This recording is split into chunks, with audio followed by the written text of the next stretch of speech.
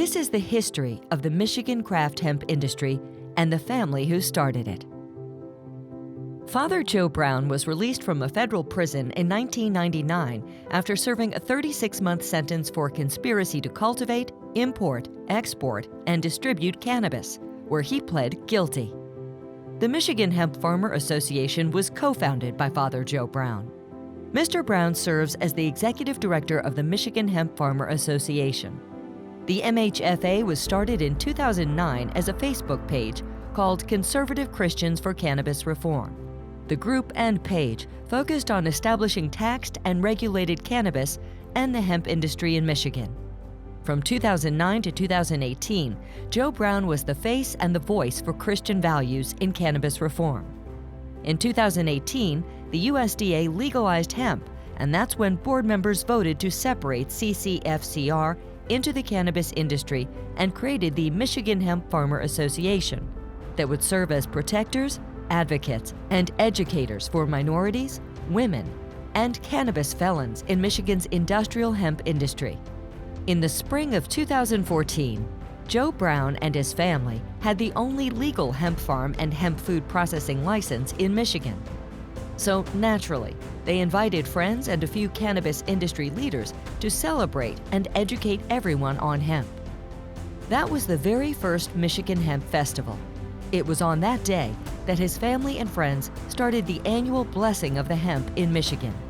On Saturday, August 27, 2022, the Brown family and the Michigan Hemp Farmer Association members will be joined in downtown Saranac, Michigan, by thousands of attendees for the 8th annual Blessing of the Hemp 2022. This event celebrates MHFA members and businesses owned and operated by women, minorities, and cannabis felons. This event is free and is an educational tool to recruit minority members or to teach them the legal pathway to the Michigan craft hemp industry.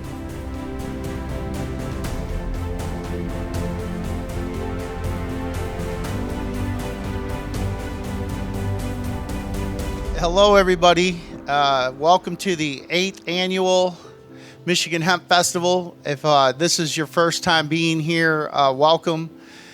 There is people here in the audience that have been here all 8 years, praise God, right from the beginning. And for those of you who don't know, we started the first Michigan Industrial Hemp Company in 2009. When everybody else was getting into the marijuana game, we opened a dispensary, and all we sold was CBD products. And then 2013 rolled around, and I got a federal permit, the only one in the state. And in 2014, some of you were there, and we had the first Michigan Hemp Festival. And in the usual form, I will open up in prayer. You don't have to bow your heads if you don't want to, but I will slightly bow my head. And I just ask you, Father God, to please bless this event today. Lord, this is our 8th blessing of the hemp, Lord, and we're just so grateful to you, God, for that. And Lord, we just thank you for bringing everyone here safely today. And God, we ask that we all leave here with an abundance of knowledge on hemp across the board, whether it be hempcrete or hemp bioplastics or hemp farming. Or just any hemp knowledge at all, Lord. I ask that you just fill our hearts and our minds with it, and we go home with a good message and a good amount of information that we can take home and make sound decisions on how to move forward in the Michigan hemp industry. And Father God, we ask that you bless the food that everyone eats today and just cleanse it and let it strengthen and everyone who eats it. And Father God, Jesus, we just ask all these things in your name, Lord. In Jesus' name I pray. Amen. We're a 501c3, for those of you who don't know. Nobody in our organization gets paid one penny. Everybody volunteers. There is no other organization in the state, I believe, in the hemp industry that does this. We're it. We're all volunteers. We have nothing for sale. Nothing for sale. We don't even sell booth spaces. This is a private party. If you get invited, one of my family's companies sponsors you to bring your your stuff here and vend so that people in the public can get more knowledge about industrial hemp or hemp related stuff in the industry. I say that because we're proud of that. There seems to be a tendency of hemp associations in the state and throughout the United States that make money off of people who want to get in the industry. And I'm not down with that. So we roll a little different over here. We're just trying to educate people and get them on the right path. So that's free of charge. Now the chili dogs, they might cost $1.50 or something, but hey, you got that. So, but we'll get you the knowledge for free. All right, so we're gonna start out with. I'm gonna start out with my cousin first, Nate Reyna. He's the president of Southside Heaven, and he came in day one and supported us financially, and with his people, we were able to set up the hemp farm in all the way back in 2013 when we set the hemp farm up. Your crew was there to set the foundation up for that. So we're presenting you with the Opportunity and Inclusion Award. Now, let me read this because this is important, you guys. You've been awarded the Opportunity Inclusion Award because of the incredible service work you have donated to help empower minorities, women, and cannabis felons who help businesses or are seeking to enter the industry. We thank you for sharing your experiences while training and educating the most diverse group of Michigan hemp professionals in the industry. Thank you from all of us at the Michigan Hemp Farmer Association. We wanted to say thanks, Nate. It's been, you've been there since day one, so let me just throw my little signature on here. And if you want to come up and get that, Nate, that'd be great. Everybody give Nate a hand. We couldn't be here without him. I sure do appreciate it, cuz. I do. I sure appreciate it, man. And thank you, everybody, and it's been an honor. Love you, cuz. Love you. Yeah. All right. So, let's see here. I'm going from back to front, from way back to front. So, these two folks aren't here, but in 2021, they served on our first advisory panel. So, when we set this up, our family became the executive board. Women, minorities, and cannabis felons. That's what we do, you guys. You guys already know that if you're part of the group. We train minorities, women, and cannabis felons on how to enter the hemp industry, and or if you're already in it, how to make you better at it, and network and just get things done together. In 2021, Chad Wilson, I know Tasha Roundtree knows Chad, down in Louisville, Kentucky. Chad Wilson would be here today, but he didn't have enough notice. He did call me on the phone and said he gladly accepts the award. He's getting an Opportunity and Inclusion Award. By the way, these are on 100% hemp paper. I thought you guys should know all these awards are. They were. There's only one company that does this, Ralph Brill. Ralph Brill, if you're watching, Ralph, you'll see this. Thank you, Mr. Brill, for giving us a contract to be able to have 100% hemp paper for our people. I'm going to go ahead and sign this for Mr. Wilson. Now, Chad Wilson, in 2014, he saw me in the edition of High Times magazine, and I had got featured for being a Kentucky hemp grower. He said, I want to drive up to Michigan and meet you and see the facility. I think you were there, Ken, that day. And he brought me a fifth of some Jack Daniels, and I think Jack Daniels' grandson signed the bottles, right? And we just thought that was a real honor for him to show tribute to us and pay his respects to the first people in the Michigan hemp industry. Thank you for that, Chad. And Chad is opening up a dispensary in Louisville, Kentucky, and it's a conversion dispensary. So I'll talk more about this conversion stuff here in a little bit because it gets some people upset in the cannabis industry. But you can take, if you didn't know, you can take hemp and convert it into Delta 9 and Delta 8 and Delta 10 and HTCs and all these wonderful psychotropic cannabis products. And they just had a recent decision in Canada, and they said it's legal. So there's people open dispensaries with conversion products in Kentucky because they won't let them have the real thing. And one of them is Chad Wilson, and that's his award, and God bless him. I'm going to set this to the side for him. Yeah, Chad, I'm telling you, can I get a round of applause for Chad? All right, so the next award is from the 2021 Advisory Board. And I know some people in here know this lady. She's a powerhouse. Dr. Tiffany Bowden, she's been on TED's Talk. What isn't she on? I mean, this lady's everywhere in the cannabis industry.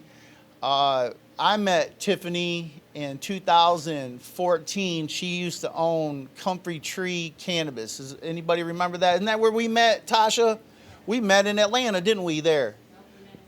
In Cincinnati. Okay, so I used to tour all over the country and give talks to folks, mostly minority. That's kind of the crowd I roll with. And we would go and have meetings just like this, small groups, and talk about hemp and how people can get in the industry. And Tasha and me actually met at one of those, and Tiffany was the director of it. And remember, we were selling hemp gum at the time and hemp soda pop. We were selling, this is back in 2014, you guys. I mean, think about this. 2014, we was doing this. I know a lot of people think it's new, but this stuff is old hat to us. And so Dr. Tiffany Bowden couldn't be here, but let me tell you something about her. And Chad had a part to play in this too. So our advisory board, our board of directors, when we look at legislation for hemp, we vote as a board of directors first, right? And we say, this is the path we want to take for this legislation. Then I take it to the advisory board, as Tasha would tell you, or Malcolm, and I say, hey, here's the bill, here's what they're proposing, and here's what we think. And then they add their 2 cents to it. And then we put it all together, and then I write letters or I visit lawmakers, and we say, this is what we got to have. This is things we can flex on, and these are other things we can't flex on. And Dr. Bowden was part of House Bill 4517. I said I was going to bring it up because it's important. Tasha knows what I'm talking about. House Bill 4517 that gave us the opportunity to outlaw hemp conversions. And I was for it. You guys know I was for it. I was angry that they were putting this stuff in gas stations and it wasn't regulated. And I almost messed up and was a knucklehead and did something I would have regretted for the rest of my life, which was to go along with it and make conversions for hemp illegal. That's wrong. See, we don't have the research or the information to know if this stuff is bad or good. So what we did in House Bill 4517 is we said, no, we're going to legalize it, but it has to be put in the metric. If it can pass the metric, then this stuff can be legal. See, some people think I'm against the Delta 8s and the Delta 10s and all these conversions. Wrong. I'm not. I was at one time, but I'm educated now. I'm not that fool that was very angry. If you guys remember on Facebook for about 6 months, I was angry about it. But the truth of it is, we can outproduce, hemp companies can outproduce cannabis companies 100 to 1 right now today. Those bag of gummies you're buying that are $10 a bag, we can sell them to you for 99 cents.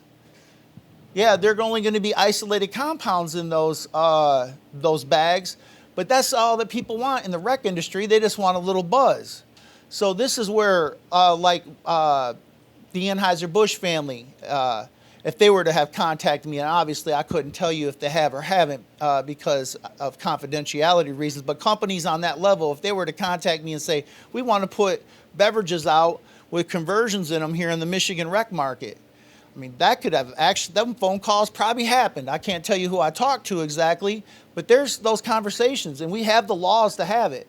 Now, Director Brisboe, when he shows up, is going to explain that was blocked by the rulemaking process. What happened was the cannabis people came in. If you saw me testify at the Senate committee on this matter for House Bill 5058, and they said, look, we think it's dangerous. We don't want it. And then the real answer came out, so we know, which is we can't, our farmers, our marijuana farmers in Michigan, they can't compete with conversions.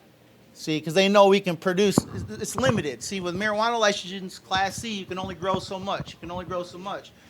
As hemp farmers, we can grow 100,000 acres next year, turn it all into CBD isolate, and convert it over to Delta 9. So it's important to mention this stuff because without Tiffany and our board and everybody contributing to this, we may have lost a valuable resource for Michigan farmers to have an outlet to sell hemp. You follow what I'm saying? And our pundits are going to say, well, South Carolina's just going to flood the market and Kentucky's going to flood the market. Trust me with this, folks. If people knew they had a market to sell CBD at here in Michigan, every farmer in this community and every community around us will grow this CBD hemp so we can make conversions and stick them in the rec market. And guess who wins? Consumers. They got metric tested product that's safe, just as safe as cannabis, because it can't get through the metric unless it's safe just like cannabis. It has to have the same regulatory safety measures. So I'm going to stop talking about that right now, but it's true. You want 99-cent 10 packs of gummies that get you stoned? You can make them with conversions for 10 times less than you can with cannabis, and that's just that's the truth of it. So Dr. Tiffany Bowden played a big role in that, and I'll be mailing this to her. If we could all just get a thank you of applause. Thank you, Dr. Bowden. All right. All right. Ken Day is getting the Opportunity and Inclusion Hemp Award. Ken, when did you come? 2013 or 14? 13. Ken came into the picture, and he was my right-hand man for, 4 years, 5 years? Come on up, Ken. Ken's got a few words, but I'm going to pass him the mic. Yeah. Good to see you, brother. Thank you. How y'all doing today? I want to thank everybody for coming out, taking time out of your day and your weekend to come celebrate with us and celebrate this God-given plant that was put here for us to share. And I want to thank the whole industry, the Brown family, for this award. Me and Joe met, like we said, about 2013, and we share the same passion for this plant. I mean, the numerous healing capabilities that it has, and all the tangible resources that can be made from this plant. So we were pioneers in this industry, being the first, one of the first companies to work with hemp from seed to sale. And that was back in 2014, 15. Yeah. Yep. So being a minority in this industry has never been easy. But working with the Brown family has made that a lot easier. It's made it to where there's doors I never thought I would enter, tables I never thought I would sit at.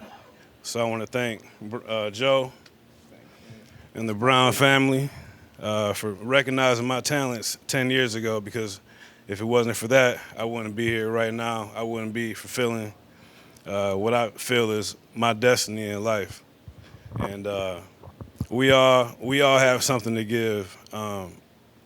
Just keep working with this plant, keep pushing it. We're not done. The fight isn't over. It's far from over. So let's stay down. Let's stay true, and let's free the plant. Thank you. All right.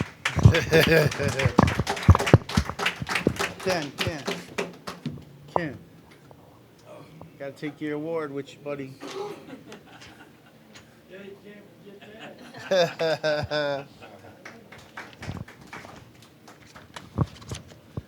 All right, I'm gonna do an easy one. My son Russell Brown, the third. He's not here right now.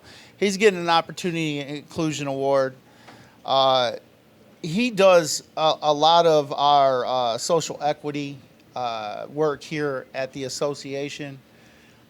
He's my oldest son, and there's so much he does I can't even mention it all. A lot of it has to do with social media, making sure that minorities' messages are being heard here in the state. So I'm gonna give you an example.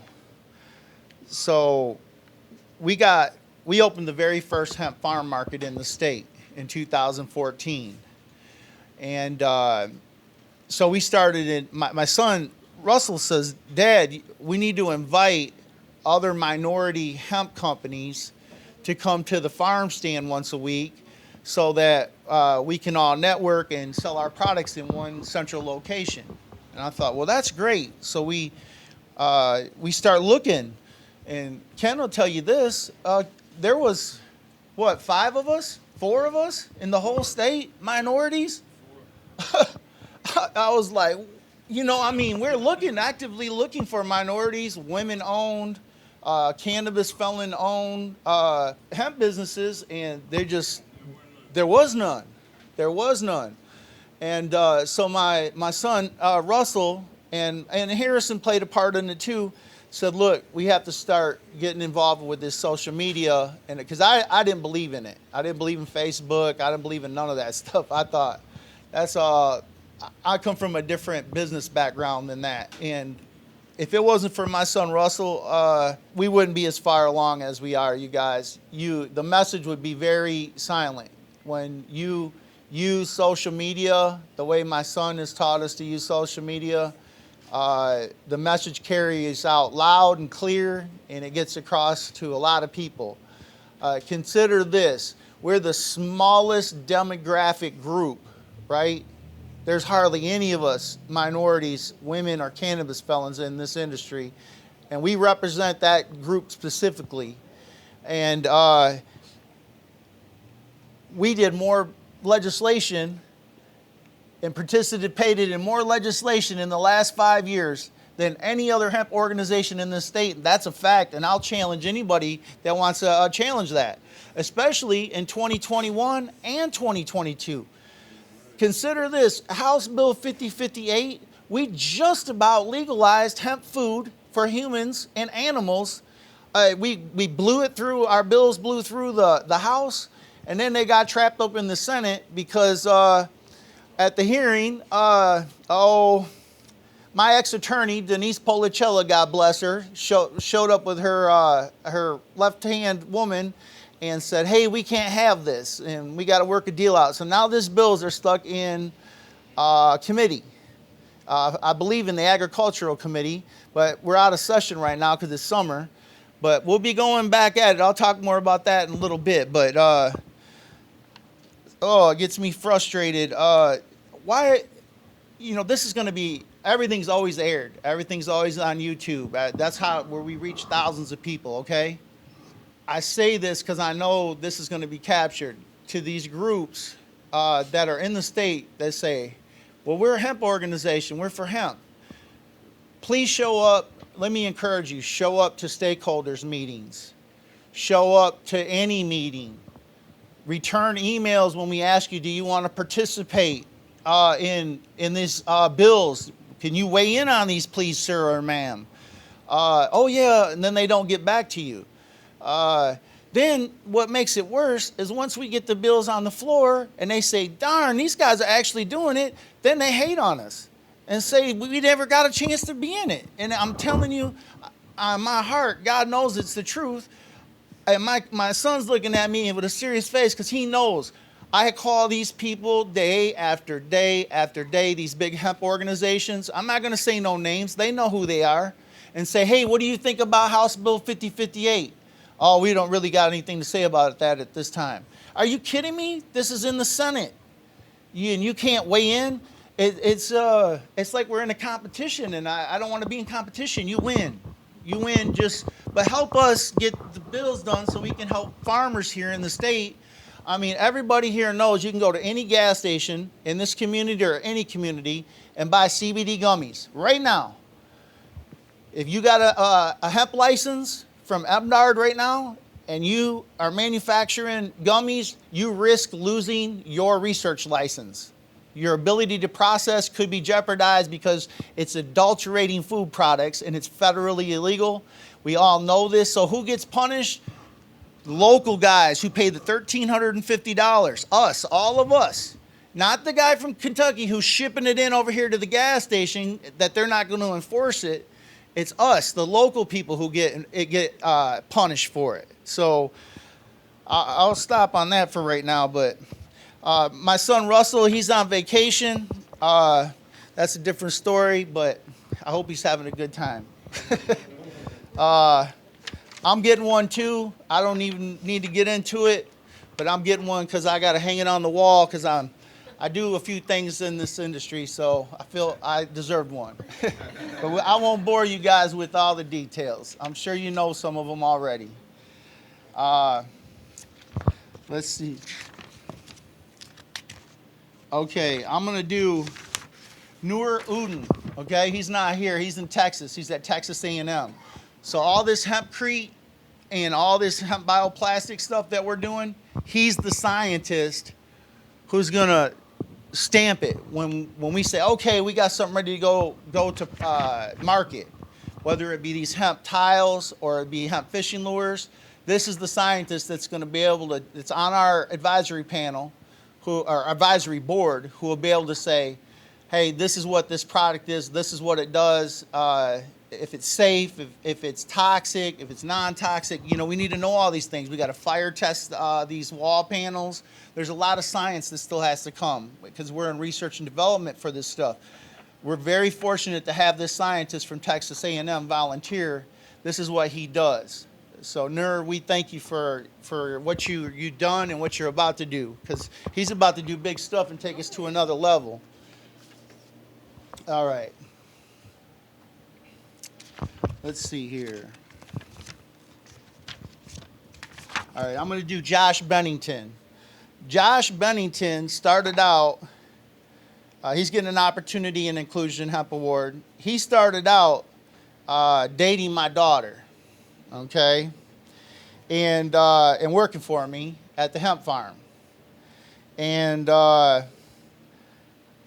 these years later, I got 2 grandsons now. I got somebody who works in the cannabis industry who does really well. He learned a lot from me and a lot from our farm, and he works for a cannabis company here in Michigan. And he's an African-American gentleman who had no prior knowledge of how to run a cultivation center, and he does a pretty good job now. And anybody here of us that grow knows anybody can grow the booth. There's lots of booth around, but if you want that bang bang, you gotta have your game tight. You know, I'm always keep it real with you. Lots of booth around, but Josh has created a lot of opportunity. He worked on all the bills. He's on our board, advisory board. Anybody who's on our advisory board, just know that they don't get paid 1 penny. And they got to deal with me all day, and I'm not easy to deal with some days. Especially when these bills, I feel passionate about them.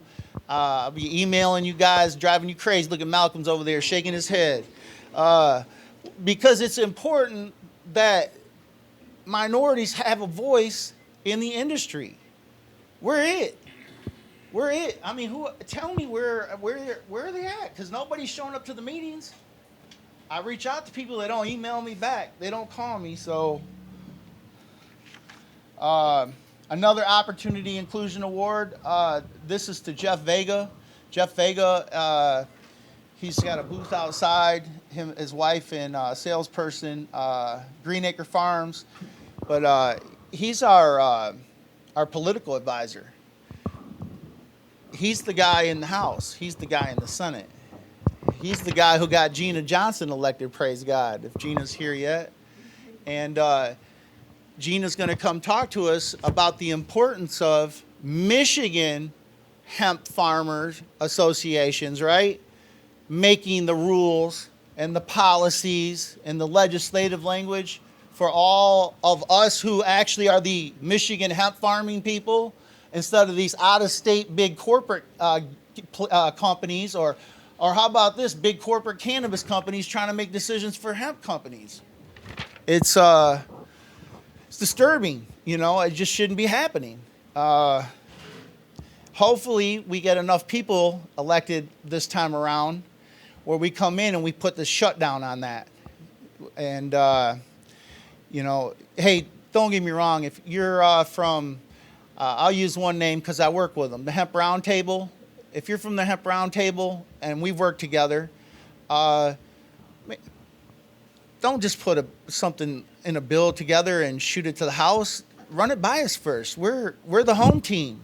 You know, show some respect for the Michigan folks. Don't just come in and jam your national policy down our throats without asking us if our farmers are comfortable with it or not. It's just not right. I'm going to keep it real again. You know, that's just how it is. And I think Gina's going to reiterate the importance of that there's going to be a shift here. If there's a political shift and it goes in our favor, we're going to stop having these out-of-state agencies and associations and making decisions for Michigan hemp farmers. We can't have that. We can have them participate, make suggestions, and help us and be a team, but we can't just have them coming in and making up stuff for us anymore. It's just got to stop. Those days are over. So thanks, Jeff Vega.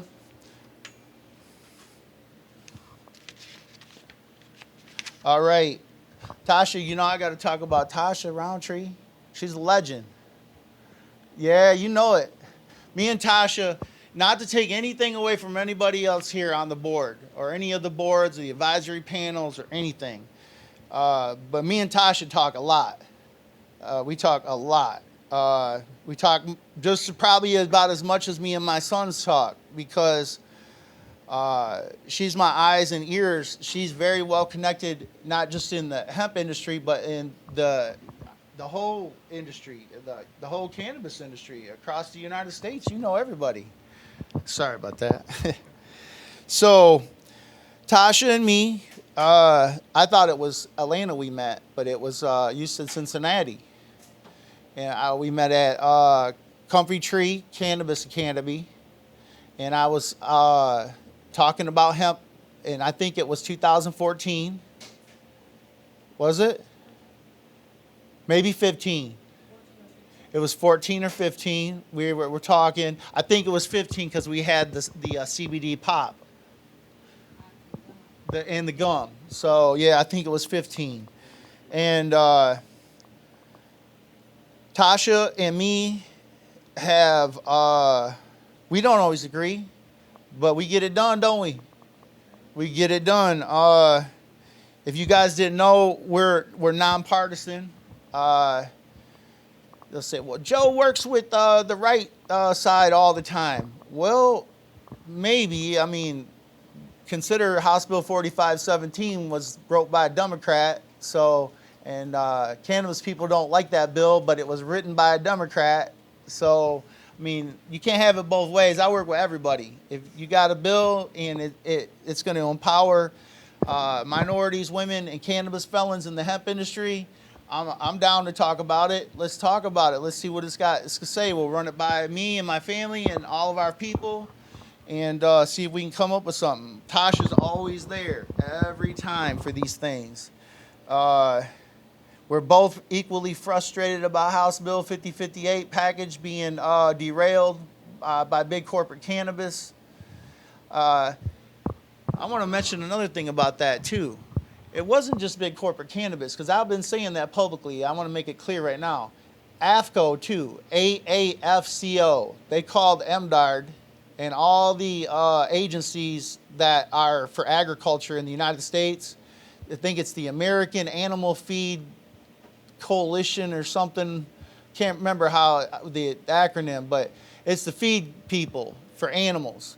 They said derail any bills that legalize hemp food for animals, and they did. So our bills, our beautiful bills, are sitting in the agricultural committee in the Senate right now. Now, hopefully, we're going to put a plan together, and all of us in this room, we're going to pressure all the lawmakers to bring this thing back and make it happen.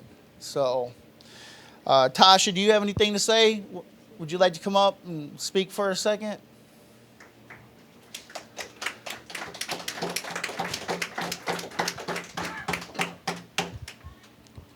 We're lucky to have you.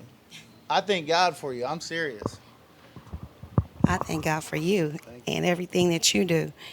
And yes, I'm a Democrat. I work with everybody because I feel like if you can't put your partisan separate, then we can't move together as Americans. It has to be further and it has to be more important than your political views. It has to be, what do we as Americans need? In order to be into the hemp industry, you can't have a record. So before I can even get you into school for agriculture, before I can even get you in a position to get in this, I have to clean records. I'm from Dayton, Ohio, and I decriminalized my city. So it is now decriminalized to 0, no crime, no fine. Okay. Once we got it decriminalized, I started running expungement clinics because we found out that 7 of the 10 tickets that were written were given to African Americans. African American men were giving 4 of those tickets, which means African American men were catching the predominant tickets written in the city of Dayton. This also, having that ticket, prevented them from going to college because you can't use all of your financial aid. You also can't receive housing if you have a felony on your record for possession of marijuana, and that's 1 gram. So before I can even get in the program, I had to actually clean records, get you into housing, just so that you could go to school and be successful in school. We also use this as a way of, now, college is not for everybody, but we have an avenue where if you learn how to lay bricks, you can actually use this to go and work for masonry. You can actually go get a union job and go do plastering. You can actually use some of this for manufacturing. So Dayton is a manufacturing community. And so we lost a lot of jobs, which led to predatory lending, which led to the erosion of our communities by neighborhoods being eviscerated and just abandoned. It looked like a war-torn area because so many people lost their jobs, lost their houses with the collapse of General Motors and different. When General Motors left, we had a lot of manufacturing companies that fed General Motors. So we had neighborhoods that just looked empty and abandoned. So bringing this back, I'm looking at, if we can do hemp plastics and hempcrete, we should be making some the BMW, 25% of that car is now made out of hemp. If we can come back to start making car parts and making cars and making homes out of hemp, we can 3D print now a house made out of hemp. We can make the concrete, make the foundation. We can make the whole house out of hempcrete and plaster it. The avenues and potentials of this plant, to go from a plant out the ground to now you can use it to heal your body. For me, it's not the buzz, it is the healing benefit. For me, it's not just I want to escape. It's now that I feel better, what do I want to do? Yes, hiking, boating, fishing, camping, because I'm not in pain. My knees don't hurt, my back doesn't hurt. So if we have something that makes you feel good and healthy and it's healthy for you, we should be promoting that no matter what race, color, creed, political affiliation. This is something that we as human beings need. And to have it in our food, to have our animals eating it, it's a phenomenal plant. So to work with good people whose that's their focus is to make sure that we have the resources for sustainability, I'm here for it. Thank you. Thank you. That's awesome. All right. Okay. So the next award goes to Malcolm Comer. And Malcolm joined the board earlier this year. And he's been involved in House Bill 5058 and the whole package. And I'm sure you're just as frustrated hearing me talk right now, especially about this being stuck in committee. Malcolm is a dispensary owner here in Saranac, the first and only dispensary ever here. And it's minority owned and operated. And I don't know, I just think Malcolm has a lot of qualities that we haven't even got to see yet. He's been so caught up trying to get his businesses in line, and he helps us, but I got other stuff in mind for you, sir. But we really appreciate your help, and if you'd like to say a few words, that'd be great. What's up, what's up, what's up? So I'm gonna be real short and sweet. I would just like to thank everybody who supported us from the beginning. We're not originally from the area. Me and my fiance came up from Kentucky, and we were welcomed with open arms. And we like to take the same love we're given and give it back. Because of the support that we've received from the community, we have just recently been awarded Social Equity All-Star, a gold medal through the state. Yeah, there's only 2 in the state, and one of them are right here in your hometown, and it's because of you guys allowing it to happen. And it's just the beginning. We've been open for less than a year. We try to do little things that we can. You probably, if you see us in the newspaper, it may have been for a creek cleanup. We adopted a road recently in Ionia. And, if you have any ideas on what we could do to bring more to the town than just tax revenue, we have open ears, because you guys know what this community needs better than we do. That's all I got. Thank you, bro. Yeah, thank you. All right.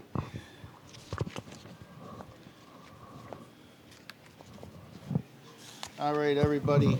Can I get another round of applause for everybody on the executive boards? Thank you.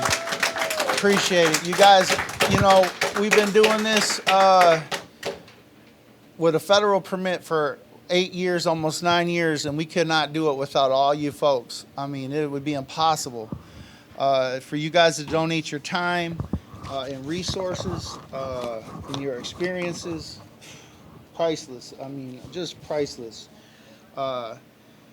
By the grace of God and through hard work of me and my family, we're going to try, we're trying to obtain federal grants so we can start paying people. Tasha and me were just speaking about this in the meeting last week. We just got to do a few things. There's a lot of grants out here for us, and I think we're going to be able to teach folks. We would like people to learn how to install the Canacrete, Hempcrete system, the wall tile system. I'd like to be able to have a little show like this every few months that's free and have people come in and do a workshop. I don't know if you guys saw, some of these workshops are $500. Some of them are $1,000. And I'm looking at the teachers and I don't even know them. And I've been doing this since the beginning. And how are they experts and I don't know them? And I'm not dissing on them. I'm just wondering. So nobody will explain it to me. How did they become experts when I've never even heard of these folks before? And then I'll ask them, do you have any credentials? And then they get mad at me. But it's a legit question, you know, like if you've been doing this, where's your timestamp photos at? You know, I got mine. Facebook records them for free. Why wouldn't you have them if you're legit, you know? If you really have been doing it this long. With that being said, we're going to get into the last part of the award ceremony, and then we're going to take a little break. But this is the Hemp Legacy Award section. Now I'm going to read it to you to tell you what has to happen to qualify for this. And the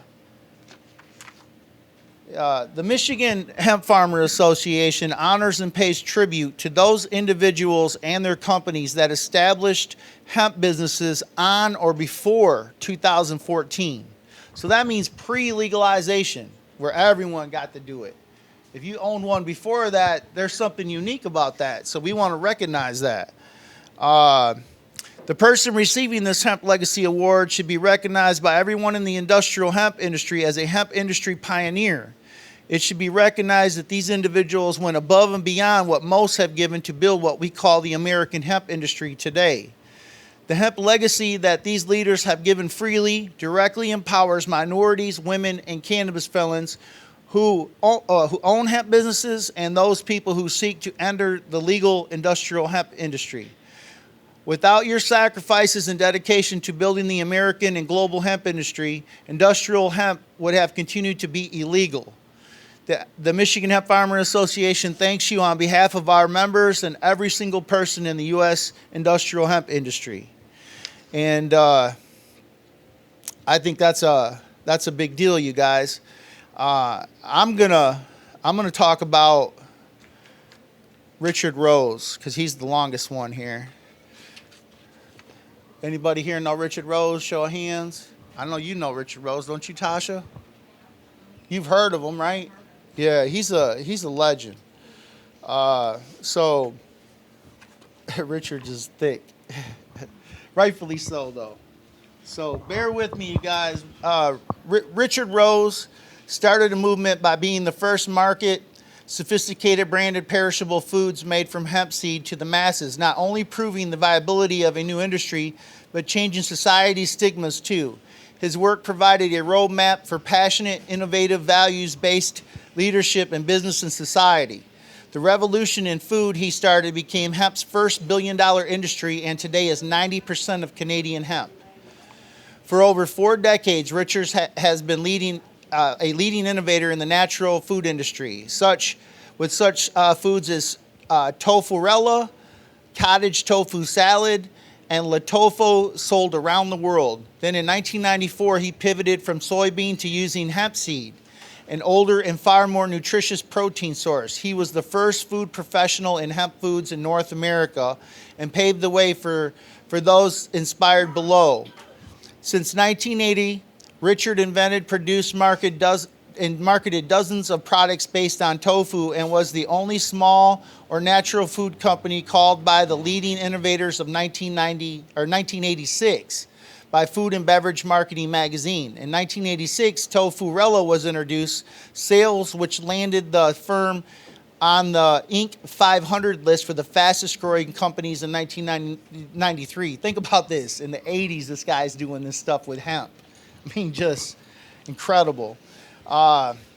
Once known as the tofu mogul, he is called the Hemp Nut, as Hemp Nut Inc. was the first best practices hemp seed foods company in North America, 1994 to 2002.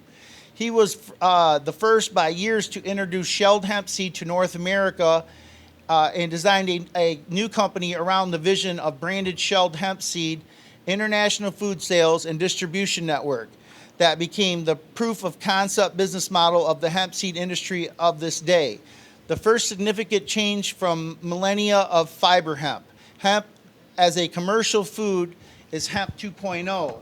In the evolution of hemp at this time, no one had imported non-sterilized hemp seed. The risk was such that if all authorities wanted it to stop this emerging industry, he could have been sentenced to multiple life terms based on the volume imported. Having hemp in big letters with neo green leaf on thousands of store shelves and in businesses and food pages years later passed Prop 215 in California. This first initiative legalizing medical marijuana, a watershed event of the industry.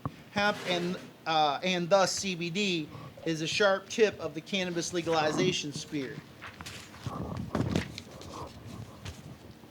So Richard spoke to millions about hemp foods for 7 minutes on CBS TV's Afternoons, The Roseanne Show. You guys remember The Roseanne Show? Google it. Richard Rose was on there talking about hemp in 1999. Remember, he started in the early 80s, though. I mean, this guy is the king of hemp foods. He's the grandfather, in my opinion.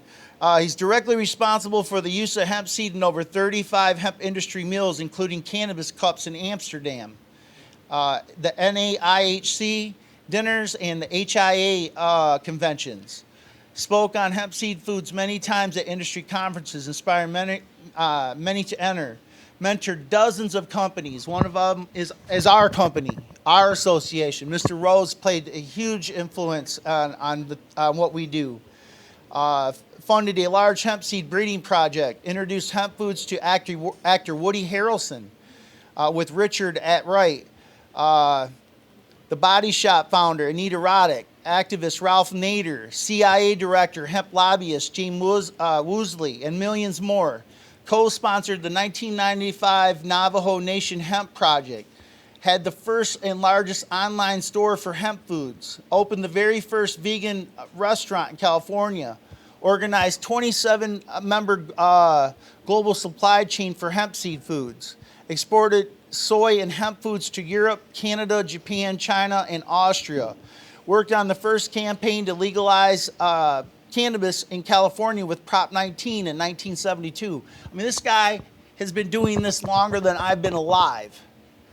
I can go on and on, you guys. I mean, this guy has pages of first. I mean, this guy, he's the real deal. He's the kind of guy that gets a hemp legacy award. Richard Rose. If we could all just give Mr. Rose an applause here. Mr. Rose, we thank you. Back in 2009, I opened the first hemp CBD dispensary here in Michigan, and I'm posting about it, and he friend requests me, and he said, hey, asked me some questions, and I got offended by it because I thought he was trying to weasel in on what I was doing. And then he said, hey, I've already been doing all this. He's like, I want to help you do it. And we became friends, and he mentored me. And I can't tell you how frustrating it is when you're looking for information to do something and you can't Google it. You know how we all Google stuff? You just get on there and Google it, and it's there. Well, guess what? Wasn't a lot of stuff there on hemp manufacturing and processing and all these. Remember, I got the only, to date, I have the only hemp food processing license ever given by MDARD, ever. Me, that's it. I'm the only one. I had to have someone to call. Who better to call than the guy who's the grandfather of the hemp food industry, Mr. Rose. So thank you, Mr. Rose. I'll be sending this in the mail to you. I think Mr. Rose is living in Italy right now, so this will go over to Italy. All right, so let's go to the next one. We only got a couple left. There's not that many. I'm going to talk about Chris Boucher now. Anybody heard of Chris Boucher? Is any hands? Show of hands. Oh, I know you have, Ken. We got to know Mr. Boucher. Chris Boucher is widely recognized in American history for being the first person to grow a modern hemp crop in America in 1994. In 94. I graduated high school in 91. I don't even want to tell you what I was doing in 94. It wasn't hemp. Let me just be clear about that. And this man is growing legal hemp crops with a federal permit. At a USDA research center in Brawley, California. That's where he grew it. He grew it in California, the first legal one since 1936. You know, since the beginning of Prohibition. This was a historical event in American history. Boucher also co-founded the Hemp Industry Association, the HIA. He co-founded it. Let's see here. When it was originally called the True Hemp Industry Association. I did not know that. The HIA used to be called the True Hemp Industry Association. In 1997, Mr. Boucher's work with the Navajo Nation in Arizona was instrumental in the passage of the very first Native American hemp laws governing U.S. reservations. Mr. Boucher also helped draft and promote the first hemp legislation, resulting in the first hemp agricultural laws in America, California, Colorado between 1994 and 2017. Chris is a world-renowned hemp expert and hemp farmer. He was growing hemp since the early 1990s in China, Poland, Hungary, Romania, and finally the U.S. in 2014. Most importantly, Mr. Boucher also co-authored Hemp CBD is Legal in all 50 states in 2012, another landmark game-changing historical hemp legal opinion. This document was instrumental in kickstarting the U.S. hemp CBD industry into a billion-dollar industry that is today. In 1991, Chris Boucher founded the Hempstead Company and was one of the first hemp clothing and seed businesses in the U.S. with over 5 decades. Selling over 4,000 stores in 10 countries, clients included Converse shoes, the Disney stores, the Beatles for their anthology release, the Dave Matthews Band, Fish, Ziggy Marley, the Turner Foundation, the Bob Marley Foundation, Save the Earth Foundation, and the Rainforest Action Network. Chris is CEO of Farmtivia, Inc., and co-founder of Juicetivia Hemp CBDA powder. Whole hemp juice and live powder. We also breed and sell hemp seed, hemp farmer, and industry consultant. Chris also serves as the director of the California Hemp Farmers Guild. He resides in Laguna Beach, California with his wife and donates his time as a mentor to the underdeserved youth in South Central Los Angeles. He travels the country speaking and consulting on behalf of agricultural hemp and the new American hemp industry. And with that being said, let me tell you how I know Chris Boucher. So I was hired in 2013 by Red Dice Holdings. If you don't know, Red Dice Holdings was the parent company of Dixie Botanicals. Dixie Botanicals used to be the largest CBD company in America. I ran this side of the country over here and was in charge of millions and millions of dollars of responsibility. And Trip Kieber was the former owner of, he was the owner at the time I worked there at Red Dice Holdings, or Dixie Botanicals. He sold the place. When he sold it to the new owner, I opened my own hemp company. So I stopped working for Dixie and I got my federal permit. 2014 rolled around. I put my leave of notice in, and Mr. Boucher said, "Joe, I like you. We're going to start supplying your company with wholesale CBD." That's the plug. Like, that wasn't a plug. That was the plug. The plug, right, Ken? The plug. The plug. Yeah, I'll argue that with anybody. So we had some really good years. All the way till 2016, we had some really good years. Thank God I saved my money. So with that, Chris, I talked to you on the phone last week. I talked to Richard Rose. Both of you guys were instrumental in my personal businesses, but especially the Michigan Hemp Farmer Association, because we're able to make opportunities for people that weren't being included, and you gentlemen made that possible, and you still make it possible today. You'll be hopefully we get you guys another 20 years in the industry, and we just do a lot more cool things together that really benefit our demographic of folks. And for that, Chris, you get the Hemp Legacy Award. Thank you.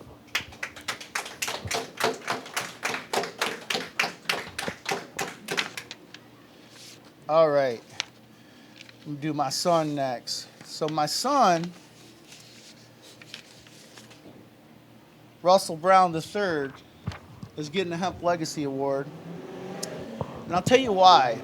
Is he graduated high school when he was 17 years old, and I had just got this federal permit, and he could have went to college, and instead he was a knucklehead like me and said, let's get into hemp. And Russell got into this hemp industry. There's nobody younger. He's the youngest hemp farmer in the history of the state of Michigan. When it got legal, he's the youngest one. And let me tell you something about my son. If you don't know him, and most of these people in this room know my son, Russell. He's the best damn cultivator, salesman. He understands everything about the hemp industry.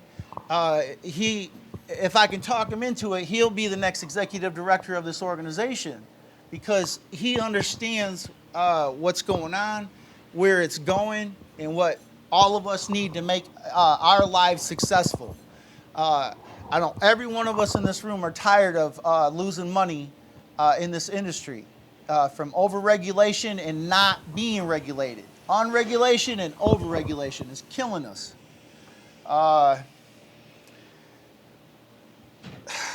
The kid, if you were here, and I know a lot of you were, you guys know he put his time in.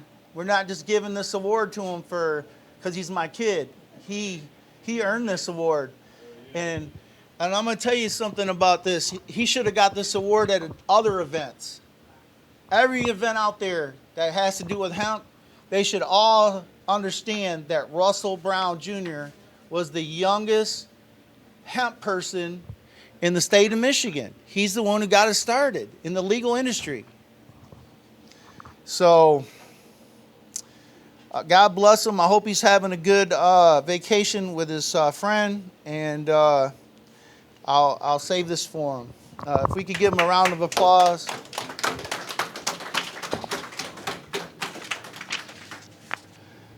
I'm getting one. I'm getting one. I was going to have Tasha read it, but we didn't coordinate. We ran out of time. So it's got to be me. Okay, so why should I get it? Why did I figure I should get it? I figured I should have got it a few years ago from other people.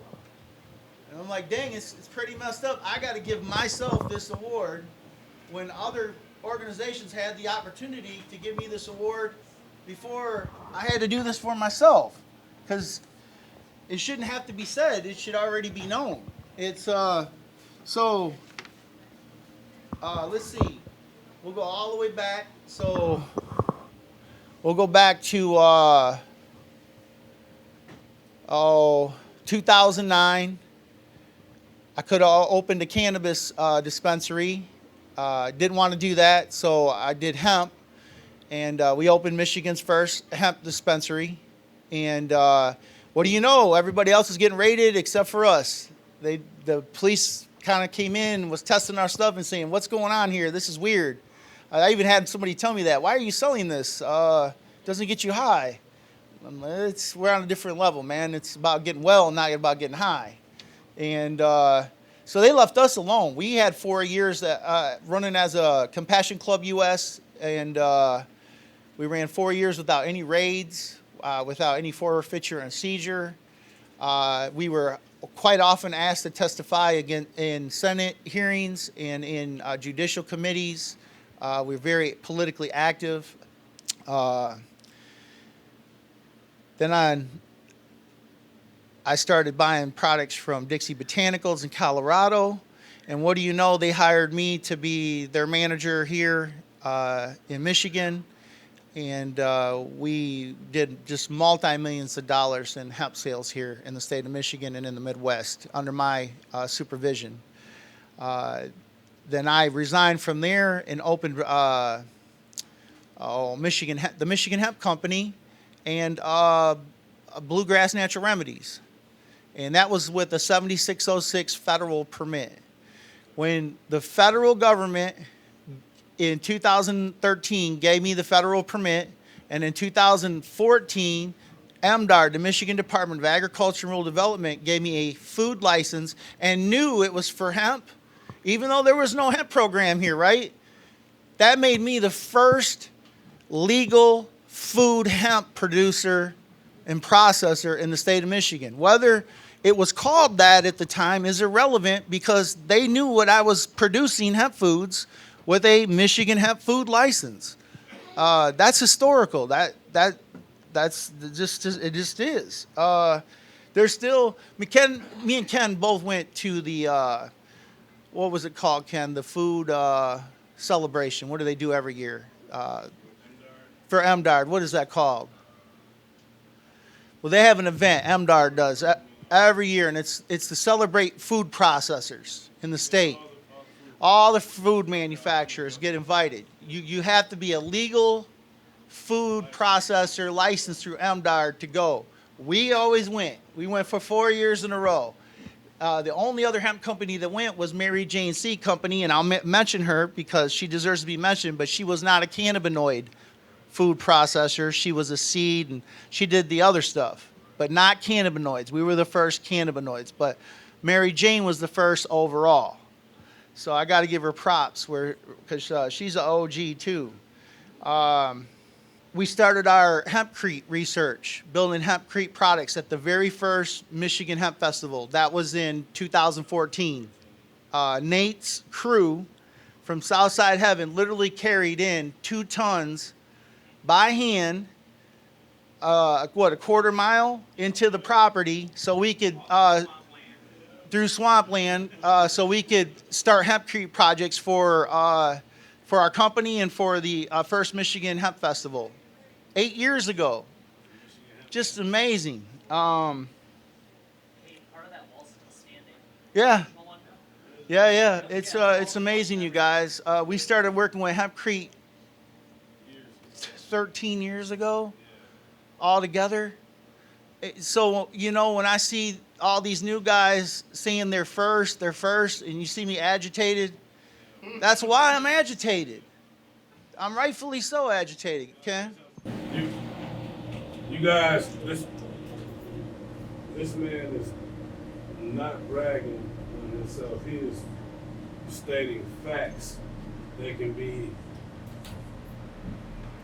verified. Come on in. Any social media, anything. I mean, you're looking at someone who's truly sacrificed their life for this plant. You know what I'm saying? For me, for him, for all of us. And you're looking at a true pioneer. This is the definition of a trailblazer. Someone Thanks, Ken. who has good intentions, has a good heart, has lots of passion, and I've seen this man put his life on the line, maybe his marriage, his health, all for the sacrifice of this plant. So this trailblazer, this pioneer, he deserves well more than a round of applause. So Thanks, continue Ken. to keep him and his family in your prayers, and that'll lead you the right way. Thanks, Ken. Thanks, Ken. Yeah, thank you. With that being said, I'll take it. I can't believe I had to give it to myself. All you other association people out there, shame, shame, shame. With that being said, we're going to take an intermission. God bless everybody, and thank you for being present for the award ceremony. The Michigan Hemp Farmer Association serves as a faith-based hemp educational organization. training our members on all applications of the Michigan hemp industry. And we serve as watchdogs to protect the rights of our members and all Michigan hemp business owners in 2022 and into the future of the Michigan hemp industry. We're going to have our keynote speakers speaking here in just a few moments. They've drove out here from quite a ways away, so we're grateful for them showing up. Our first speaker is going to be Molly Mott from MDARD, and Molly's going to be talking about our current laws, and we're going to, because they've changed a little bit, and we're going to do a short question and answer for a few minutes at the end when she's done. Let me introduce Molly Mott. If you could come up to the front, please. Everybody give her a round of applause. Thank you. Again. Yeah, again. All right, you guys. Thank you. Good afternoon, everybody. How are you today? Good. My name is Molly Mott. I'm with the Michigan Department of Agriculture and Rural Development. It's a mouthful. MDARD is what we call it. And then with that, I am in the Pesticide and Plant Pest Management Division, or Triple PM. So that is where the state's hemp cultivation program sits. My department does a bunch of different stuff. So we do food regulation, animal industry things, gas tanks, all those skimmers, invasive species surveys. We do all sorts of stuff. So that's our whole department. Now within my division, we deal with pesticides, plant pests, invasive species, aquatics issues, fruit and vegetable inspection. What else? Animal feed, fertilizer, and last but not least, hemp. So that hemp is one of our newest programs in our division. We've had it since 2019. 2019 and 2020, we ran it under the Ag Pilot Program, where you folks as growers entered into a research agreement with MDARD to grow hemp. So that was the first 2 years, and things have really changed since then. So I can get a little bit of an understanding of who is here, who currently grows hemp. Okay, one of you. Who processes hemp? Also one of you. All right. Yeah, right. You're a co-op. Okay. Well, so I'm going to take the stab that the rest of you might be interested in growing hemp. So what I'm going to do is just talk a little bit about what the program looks like this year. And I have handouts on this front table that you can grab when we're done. It's a bunch of QR codes for everything that you will need to know about growing hemp. So your grower application, program fees, deadlines, regulatory requirements like record keeping, posting your field, FSA reporting. I'm going to talk about that in a little bit. There are requirements, but I'm happy to say that it is pretty minimal compared to a lot of the other industries that we regulate, and even compared to the marijuana side. Overall, the regulations that impact hemp growers are pretty small. Before I go on to that, I want to set a little bit of expectations. So again, I deal with hemp cultivation. There is another section in my division that deals with animal feed. So when it comes to hemp and animal feed, that would be our feed and fertilizer section. And then last but not least, when we're talking about hemp in food or hemp as food, like microgreens and greens, that lies with our food and dairy division. So I can try and answer some of those questions if you have them. But I would suggest in future years too that you invite some of those parties to this so they can better answer anything about those animal feed and human food questions. I think that we had about 20 minutes or so, and then we'll switch it over to some questions if you have any. So first update, and I'm sure Director Brisboe will talk about this as well. In April, we handed over hemp processing, the regulating of that, over to the Cannabis Regulatory Agency. That fit much better, at least for the cannabinoid side of things, with CRA than with our department. And it just made sense. So that was one of our big changes.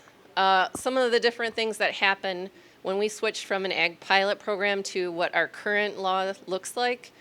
The biggest difference is that back then you were taking your own samples of your hemp crop and sending it to our lab for testing for THC compliance.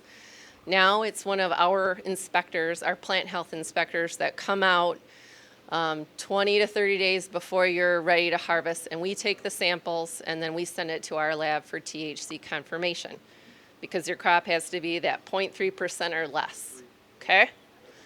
All right, and actually for the few of you that are growing hemp, that 0.3% varies a little bit from lab to lab. There's a measurement of uncertainty that comes into play when different labs use different equipment. So ours is actually 0.36%. Okay, so that or lower, you've got hemp and you're good to go. So that was really one of the biggest changes from the old program to what it looks like now.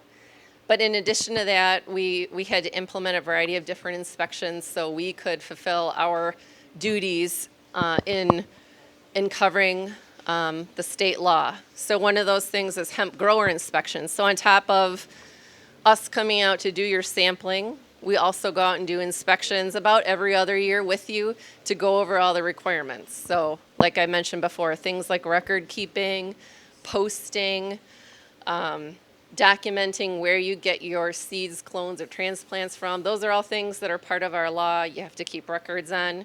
So we want to help you learn how to do that. So we have grower inspections. And even better, one of those QR codes on that handout is actually a link to a self-audit checklist. So that checklist will tell you everything that you need to do, and it will tell you what our inspectors are looking for when they come out and do your inspection to review all those requirements. So if you're interested, I would suggest taking a look at that, and our application is one of the first two steps that you would take if you want to become a registered grower. The other good thing to note is that our licensing year starts February 1. So think about that if you're getting into growing next year, February 1 is when it turns over. If you applied today, we would give you a license for this year. Maybe not so good if you're an outdoor grower, right? Right, so February 1, and then I would say the longest part of the application process that you need to be aware of is your FBI background check. So we're required to follow federal requirements that says you cannot have a felony drug conviction in the last 10 years. That's looped into USDA's rule for hemp production, and we have to follow it as a state. So that means that we ask you to get your fingerprints done and submit your information to the FBI. We have directions on how to do that. That's what takes the longest. And your response from them has to be within 60 days of giving us an application. So keep that in mind and have that timing down if you do choose to grow next year. Okay. What else? There's some changes for this year. So last year, the first year that we went out and did sampling, our inspectors sampled every crop and every variety. So every lot and every variety, every contiguous area and every variety that you had in that area or more areas. Each one of those constituted a sample. And each sample is a composite, so we fill up a little brown lunch bag size about 3/4 of the way. That's how much material we need for our lab to dry down and test. This year we instituted something called performance-based sampling, or you could think of it as risk-based sampling, so we don't have to do that, which is good for you because it costs you less for each sample that we have to take. That kicks in for certain types of growing. So if you are growing clones, transplants, microgreens, so plants that aren't hitting maturity, aren't flowering, we don't have to sample every single one of those lots. We can do one lot of one variety once a year, and as long as those test results are good, we don't have to do the other ones. The similar situations for fiber and grain crops. So if you are growing fiber or grain from certified seed, we'll sample one lot of each variety this year, and if it's compliant, we'll skip a year. So you won't have to pay for that sample next year. So we're trying to do things to make it easier to build the industry a little bit, put less costs on your side of things. So that was one of the biggest changes that we made for this go around. As far as what 2021 versus 2022 looked like, last year we had 175 growers participate, so that was our first year again of this current program and what it looks like. It dropped down to 85 this year. By and large, that is because 90% of the growers last year grew for cannabinoids. 90% in a market that nationwide had already plummeted, right? The price went way down. So as you can imagine, we had a lot less growers register for that this year. We have a decent number that are just holding their biomass, their stock. They have their registration, but they're holding it and waiting for prices to go up. Our situation is not different than most of the states. On the processor side of things, we had 297 processors last year. And again, we switched that over to the CRA this year. Last time I checked with them, we had a 231. So we saw a bit of a drop there too, which of course makes sense. Now, a couple of the other factors that we saw in 2021 as far as growing, we did a survey at the end of the year. We had a lot of growers say they did not have a buyer. They didn't have a processor for the product that they grew. So one of my points here today is if this is something you get into, make sure you know where your crop is going to go when you're harvesting. Have that up front, because that's one I can't say it's the safest thing and it will guarantee that you'll get paid, but it's a very good step towards making sure you've got a home for your harvested material.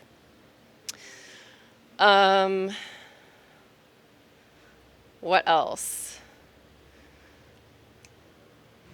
We saw, let's see, a very low number of folks. 3.6% last year grew for grain, 2.2% grew for fiber.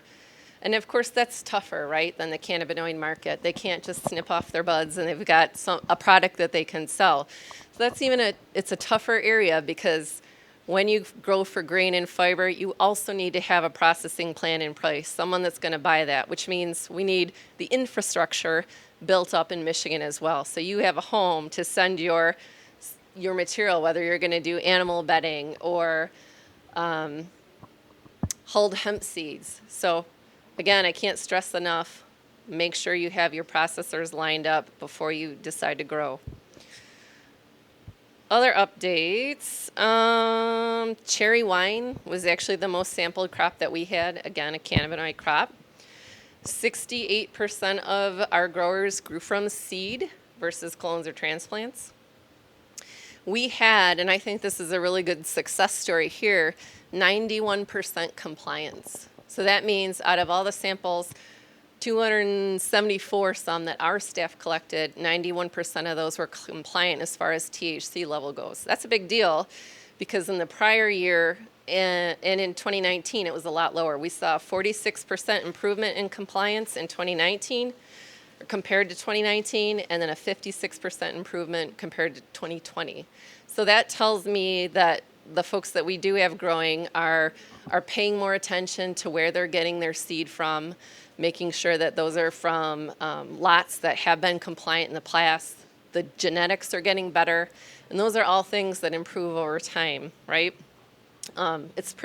This is a new industry to our state. Michigan isn't one of the states that even has certified seed for hemp.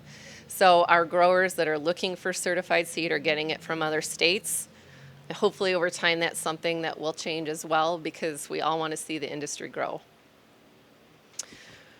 What else is an update?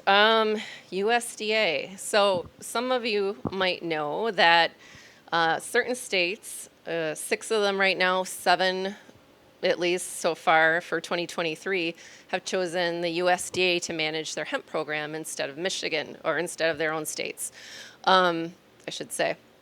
So that's a choice that some are making. Some are doing it because they're not funded by their legislature to run a hemp program. Several others were not able to get their legislature to give them the authority to run a hemp program. So it's basically funding. It's a funding issue. So again, right now USDA manages 6 states. soon to be 7, and then 7 tribes as well. Tribes are a little bit different. They are sovereign nations. They can choose whether they want USDA to manage their program or they want to implement a program just like a state would, just like Michigan. So what does that look like for Michigan? Well, our number of growers has dropped significantly. My department has always wanted to manage the program. We've put a ton of effort into it. I've only been here for a year and a half, but we have all of our staff trained to sample. We have procedures out the nose. We've got so much information online to help you guys learn about growing hemp. I mean, I would hate to see it go away, but it is, you know, we do what our legislature says to do. So we'll see what happens there. I think we've made great strides, but we have a lot of ways to go because it's just a brand new industry. I've been going for about that time. Who has questions? What questions can I answer? Yes.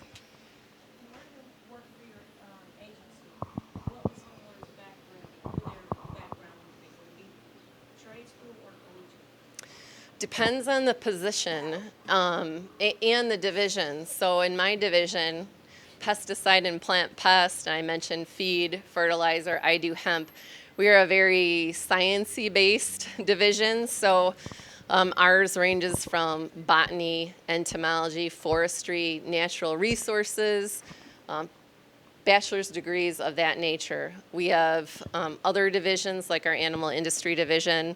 Those are actual vets along with some regulatory staff. But we have other groups as well, like our fruit and vegetable inspectors, I believe do not need a bachelor's degree. So again, it just depends on the position that you're talking about. We cover so many different things in the department. There's a big range of opportunities.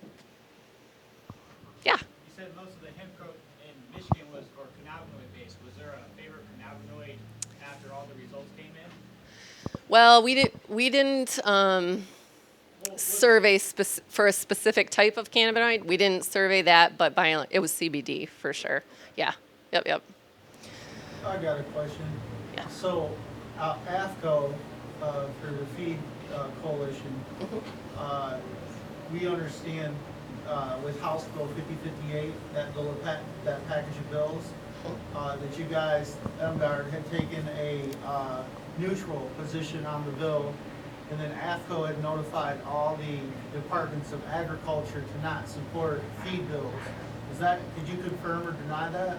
Well, it's not that they asked us to not support it. That's not exactly the case. So AFCO, for those of you who don't know, is American Association of Feed Control Officials. So those are the folks that regulate animal feed.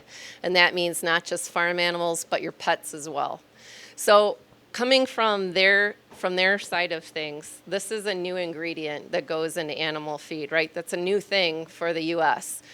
They're looking at a lack of data to say that that's the safe thing to do. I'm not saying it's safe or not safe, but that's what they look at. That's their job, to make sure that ingredients that go into your pet's food and farm animal food, including the farm animals that you eat, is safe. So that's a very limited, I think it's just one use that I've seen approved so far, something to do with poultry cake, I believe. That's the only thing they've approved. So it's not that they're against it, and it's not that they've asked states to flat out not support legislation. They're asking us to hold on and let studies happen.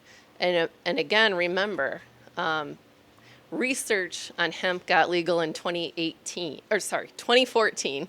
Wrong number, bad numbers. 2014. So there really hasn't been a lot of time for researchers at public-private institutions to really get the data that they need. But they are working on it. If you Google this type of research, there are already universities covering that and trying to get the research that FDA and AFCO both need to make that switch and get that into feed, animal feed.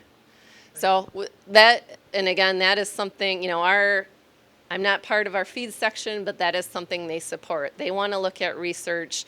They want to hear what AFCO says before they say, Yep, that sounds good. We're going to have hemp or cannabinoids or any of it, including even what's safe for us right now. So remember, hulled hemp seeds, protein powder, those things, hemp seed oil, those are all allowable in human food, according to the FDA.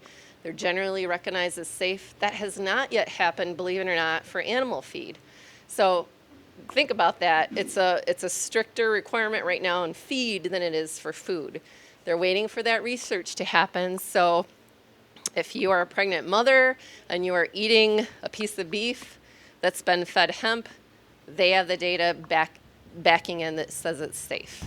Now, we were always giving our, since 2014, we give our chickens, our meat chickens and layers, a hemp seed formula.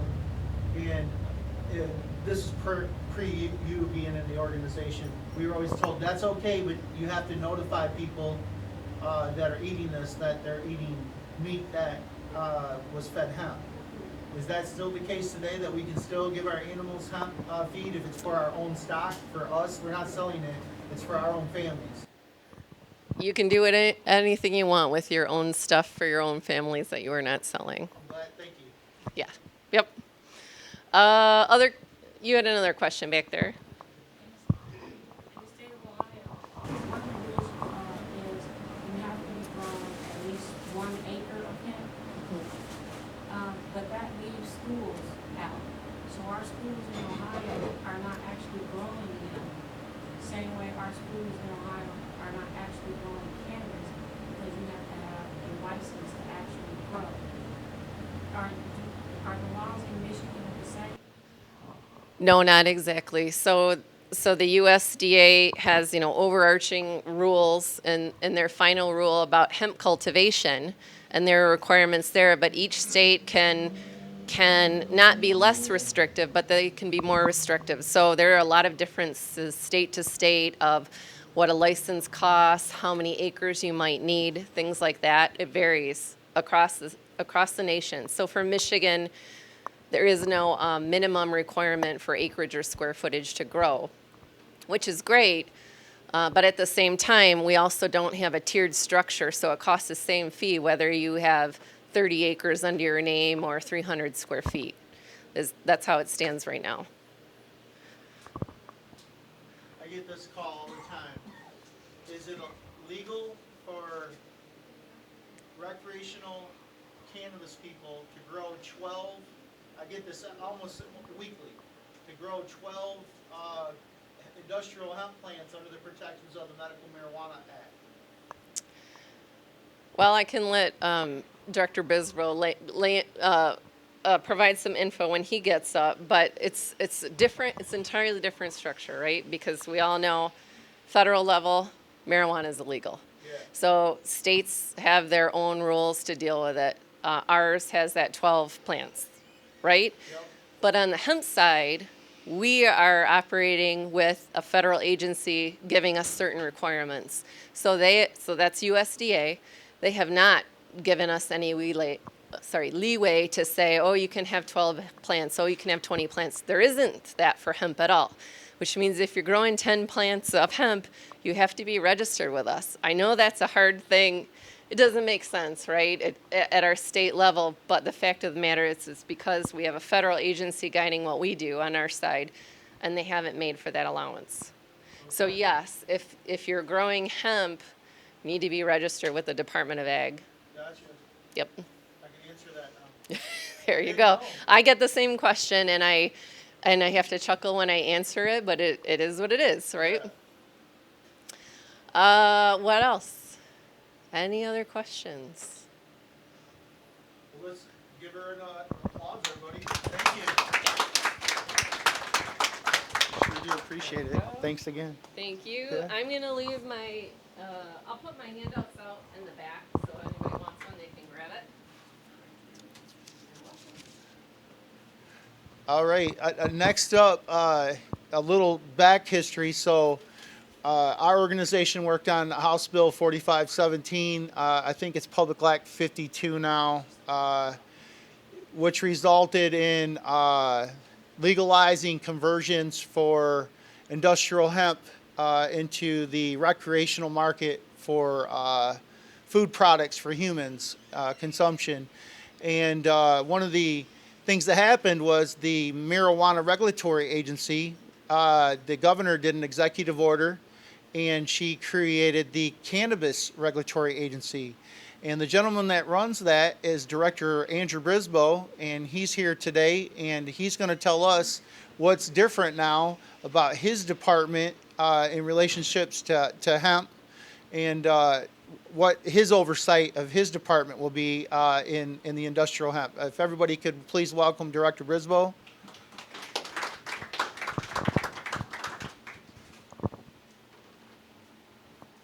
Sure do appreciate it, Director. My pleasure. Yeah. Beautiful day, isn't it? I'd never been to Saranac before, but I love traveling the state and meeting different people and seeing different places. So it's a great honor to be here and to talk about what our agency does. As Joe mentioned, we are the Cannabis Regulatory Agency. I've been in this space as our name has changed. We're on our fourth agency name since I took the helm in 2016, as cannabis policy has steadily evolved. I was officially appointed by Governor Whitmer in 2019, but I'm actually nearing the end of my tenure. 5 years is a long time to be in cannabis, so I'll be moving on in a couple of weeks. This is sort of one of my last official acts to come and speak to you all about cannabis policy and what our agency does. The majority of the time, we've been overseeing all things marijuana in the state. So our agency issues the patient and registry cards under the 2008 Michigan Medical Marijuana Act. We license medical marijuana facilities under the Medical Marijuana Facilities Licensing Act, and we also license marijuana establishments under the Michigan Regulation and Taxation of Marijuana Act. So that's a long way of saying we do the patient caregiver registry, and then we license businesses in both the medical and adult use markets. That market's been growing substantially over the last several years in Michigan. I think this year we'll have over $2 billion in sales within the marijuana market, and our agency is responsible for all that oversight and also establishing the administrative policy over all of those types of facilities. Much of the specific requirements for those businesses is established in administrative rule in Michigan, not in the law itself. The law is fairly broad and gives the agency the authority then to set those specific standards.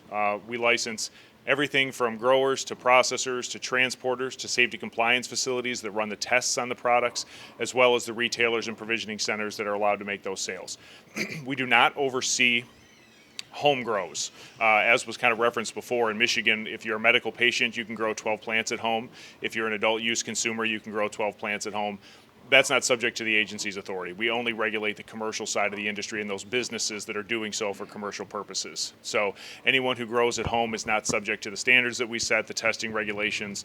That doesn't apply to those who grow at home. Our agency has really been focused on education and outreach and collaboration. Everything is new in this cannabis space. There are no experts in the state, certainly weren't when we took the helm in 2016. So we relied heavily on states that came before us, like Colorado and Oregon and California and Washington, to understand the best practices in establishing cannabis policy. But now we're really at the leading edge of that. We are focused on what we can do to establish an environment where businesses can be successful, but we can also ensure that consumers are protected in terms of the products that they purchase through the regulated market. Ultimately, we recognize that cannabis consumers and a cannabis market has existed in Michigan for many, many years. We're just trying now to establish a pathway to make it as safe as possible. And our goal is really that individuals who choose to consume have the option to source products through the regulated market, because we believe that's the safest possible pathway, because there's oversight of the supply chain and there are testing standards under which these products have to meet to ensure they're as safe as possible. But it's an ever-evolving landscape. As Molly mentioned in her presentation, we'd had a lot of collaboration with the Department of Agriculture, going back to those days, 2016, 2017, implementing the medical side of the commercial market. We worked with Molly and her predecessor, Gina Alessandri, to talk about pesticide use within the industry. Our agency is centralized, so we oversee all the cannabis policy, but that also means we have to rely on some of these other state agencies for their specific expertise, and MDARD was one of the first at the table to help us talk through things like the agricultural side of the cannabis industry, not only on the pesticides, but also in establishing standards for the consumable products as well, because cannabis, marijuana-infused products are not food by definition, meaning the agency has to establish all the standards for the production of those products. And we want to mirror what already exists in the food space because those are going to be consumed by people. They are just like food products. They just happen to contain marijuana as well. So all these safety protocols that would apply to a food product need to apply to these products as well. So we've established a lot of those partnerships with other state agencies, the Department of Agriculture, the Department of Environment, Great Lakes and Energy, the Department of Treasury, Attorney General, State Police, in order to ensure we're running a secure, robust program that helps businesses succeed, but again, protects consumers. We've also been at the forefront of national policy as well. Our agency was a founding member of the Cannabis Regulators Association, which is a national coalition of 43 member states now that have cannabis regulatory programs, and that encompasses everything under cannabis, both industrial hemp as well as marijuana. Primarily, our organization is made up of those marijuana regulatory agencies, but we have several departments of agriculture that are either associate members or covered by their state membership as well, as we've seen more and more intersectional issues in industrial hemp and marijuana. If you'd have asked me 4 or 5 years ago, I'd have thought they'd have completely diverged, and hemp would be way over here and marijuana would be over here. In the end, they're actually getting closer and closer together. We're seeing more and more issues arise. Joe was talking about House Bill 4517, and that was really driven by the issue of Delta 8 and Delta 10 THC products being readily available across the country and not having any specific regulatory oversight because everything in differentiating hemp from marijuana was based on the concentration of Delta 9 THC. Delta 8, Delta 10 was never even considered. And if you talk to federal officials about any of those products, they had no idea what you were talking about. So it's really left up to the states to try to figure those things out. The reason that we ended up discussing with the governor's office and having that executive reorganization order move industrial hemp processing over to our agency was because we had the infrastructure there already. We already had established standards for cannabis-derived consumable products, whether those are concentrates or infused edible products, oils, tinctures, all of those types of products. We had standards for all of those that were from the cannabis family, just on the marijuana side. So instead of having to rebuild that all over an MDARD, we figured we'd just move it over to our agency. For the time being, we really just inherited the program as it is. So we issue the licenses, collect the fees, do the paperwork, but our focus is really going to be on establishing good policy that will proactively consider how hemp is going to be utilized and how those products are going to be made, and looking specifically at who we regulate, how we regulate them, and what the standards will be for those types of products, because right now those things really aren't in place. And obviously there's a consideration from a governmental perspective at ensuring that those products are produced in a safe manner and that they're safe for consumption by the consumers that ultimately have those products. The big difference in what we're doing on the hemp side versus the marijuana side is the fact that there is interstate commerce on the industrial hemp side. Strangely, on the marijuana side, having it all intrastate actually makes it much easier because we don't have to worry about who's doing things in other states and how it gets to Michigan and the interstate commerce issues that the federal government typically oversees. So on the hemp side of things, it gets a little more complex, but states do have standards for those products. We're seeing more and more the consolidation of hemp and marijuana oversight into singular agencies because of the commonality in the issues between industrial hemp and marijuana. So we think through the legislative package that's moving now, as well as consideration for future legislation, we can establish reasonable standards for hemp products that ensure that Michigan businesses can be successful. We have standards that will pertain to imported products from other states as well, so we're not disadvantaging Michigan businesses while keeping a relatively light regulatory oversight that's not as stringent as it is on the marijuana side, where obviously one of the major concerns is that those products should only be used by adults or patients who are using them for medicinal purposes because of the impacts of THC and the fact that it will be inebriating or get you high. But as the science continues to evolve, we try to stay on top of everything that's happening there with our partners in other states, as well as trying to consider legalization of marijuana and other hemp and cannabis policy issues as they evolve at the federal level. And one of the things we've really focused on as an agency when it comes to big picture policy issues is diversity, equity, and inclusion within the industry. Cannabis policy has disproportionately impacted communities of color during the Prohibition era, and we don't see the requisite benefits in many states or nationally with legalization. So we want to do what we can to move the needle there, provide opportunities. Our agency has what we call a social equity program that helps to provide resources for those disadvantaged businesses from disadvantaged communities to provide opportunities and a way in. And one of the recent partnerships we've established is with the Michigan Economic Development Corporation in order to help overcome some of those barriers to starting businesses in the cannabis space, and that is access to capital either to start a business or to sustain or grow your business. On the marijuana side, access to funding is a critical issue, because you can't get a loan from a bank to start a marijuana business. It's federally illegal. Many banks won't even touch have business relationships with marijuana businesses or cannabis businesses writ large because of the concerns about what it's going to mean for their federal oversight. So we help provide some pathways for those banks to get involved, and we think there are ways to structure things and to inform federal policy making that will open additional pathways. But in the meantime, there are things we can do on the state level to help solve some of those issues. So on the hemp processing side, like I said, we really just picked up the program where it left off. Our goals are to look at future policy making in order to round out that program and establish consistent standards that we think will be sustainable in the long term, and think beyond the Industrial Hemp Research and Development Act, which was really intended for research purposes, and really establish some legislative pathways to address the commercial operation that's really in place now and ensure we have consistent standards. So much more to come in that space. Even after my tenure is done, our agency is focused on the policy initiatives. We now have a group that focuses on the industrial hemp licensing program, and we are engaged with legislative partners to consider their feedback and look at what the future is in the hemp space in Michigan. I think this entire cannabis industry in Michigan looks very bright.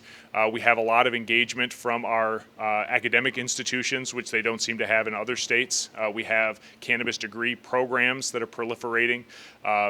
Northern Michigan University was the first school in the country to have medicinal plant chemistry as a cannabis degree program. And now they have an agricultural program there. There's an analytical chemistry program at Lake Superior State.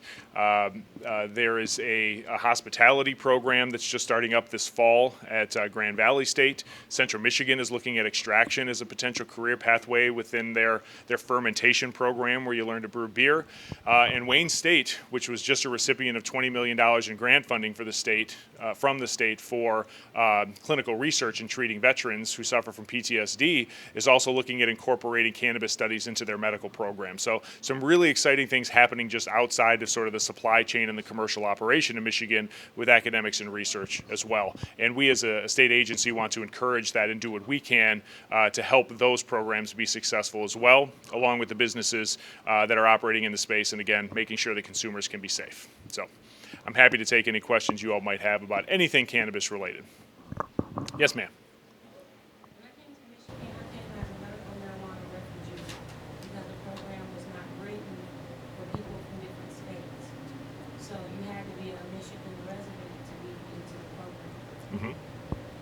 At this point, the state of Ohio was not offering Michigan patients reciprocity, but Michigan is offering us reciprocity. So I can bring my Ohio medical marijuana card up here to Michigan, purchase, but as soon as we're about to cross the line, they will pull us over and seize our car, seize all money in our purse, and act as roadside asset forfeiture. I've had patients who have lost their handicap accessible van or car to roads. So my question is, what are you all doing to make it so that patients who you're welcoming to this state don't lose their assets when they leave this state? And what are you doing to work with other states to offer, is there a way you can offer like what I would call medical reciprocity? If Walgreens in Ohio runs out of, we all use this Viagra, if a Walgreens in Michigan has the Viagra, you can take that Viagra from Michigan and bring it to Ohio. Why can't we take the medical marijuana and do it for products and do the same thing? Sure. First, thanks for picking Viagra as your analogy. But I won't take it personally. But the short answer to that is that it's federally illegal. So anything that moves between states is governed by federal law. States don't have the ability to establish reciprocity that is supreme to federal law. So Michigan, as you mentioned, does have reciprocity in our law for patients. So any patient from another state has the same protections as a Michigan patient. Any patient in Michigan can purchase from a licensed provisioning center. Adults from other states can purchase from licensed marijuana establishments as well. But the state can't control what federal law dictates, unfortunately. So I think that's an issue that's probably going to be pushed soon. There was a recent decision in the Court of Appeals in Maine that related to interstate commerce that may be informative and may start to really press that issue. But I think that's something that really could be decided by the courts unless you see some federal policy reform. But beyond that, it's really going to be a challenging issue. And it's well known that marijuana markets specifically are very state by state and really do stop at the boundaries. But for a practical argument, you can see that the way things are unfolding is that there are patients and consumers from other states that clearly come to Michigan for the express purpose of purchasing. We have a map on our website of all the licensed businesses in Michigan, and if you just look at the retail locations, both medical and adult use, you will see, if you look at it as sort of a heat map, they are in urban centers and they are along the border, right? And the border towns are not densely populated, so it's pretty obvious what's happening there. I used to go up to the Upper Peninsula and visit the facilities up there about once a year when I was visiting the schools. And the first time I went up, there were only 2 provisioning centers in the entire Upper Peninsula. One was in Negaunee, which is just south of Marquette, and one was in Houghton, which is way up there along the horn of the Upper Peninsula. And I remember asking them, I said, I'm kind of surprised. We have all of these retail stores on the border of Ohio, but none on the border of the Upper Peninsula near Wisconsin. It didn't take long, though. Now they're all racing to get about as close to Wisconsin as they can. And when I was up in Crystal Falls, which is sort of around the edge of Lake Michigan, right near the Wisconsin border, I think there were 4 retail stores there, and they are all busy all the time. And their basket sizes are bigger than most businesses because they come with a car full of people from Wisconsin who are all purchasing the maximum amount.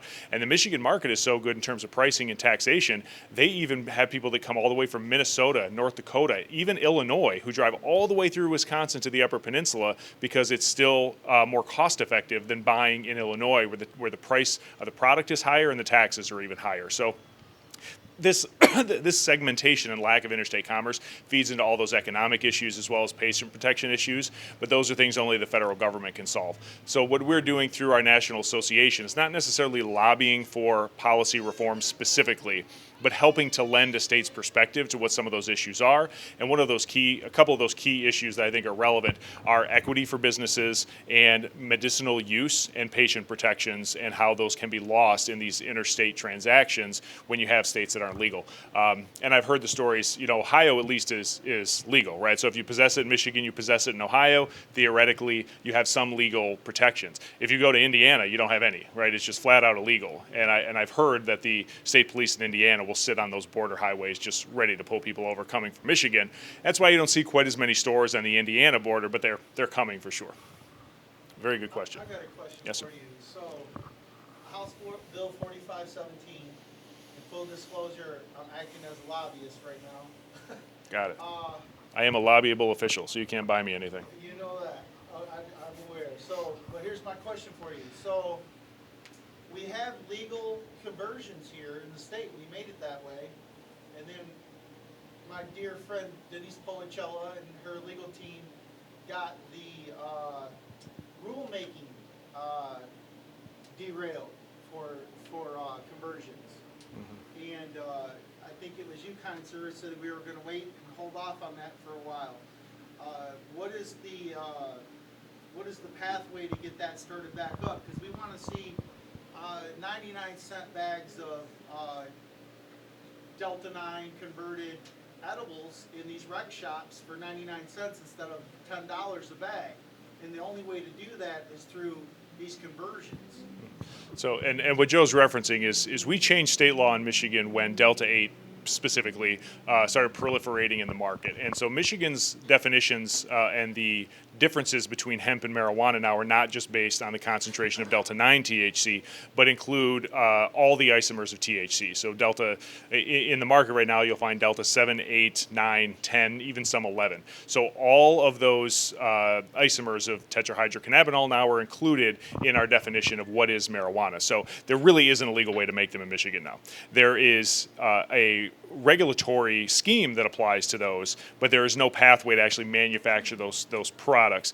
How do we get the rulemaking back though? So we would need, the agency would need to promulgate rules to provide the pathway to do that. At this point, we need to see some sound science that it can be done safely.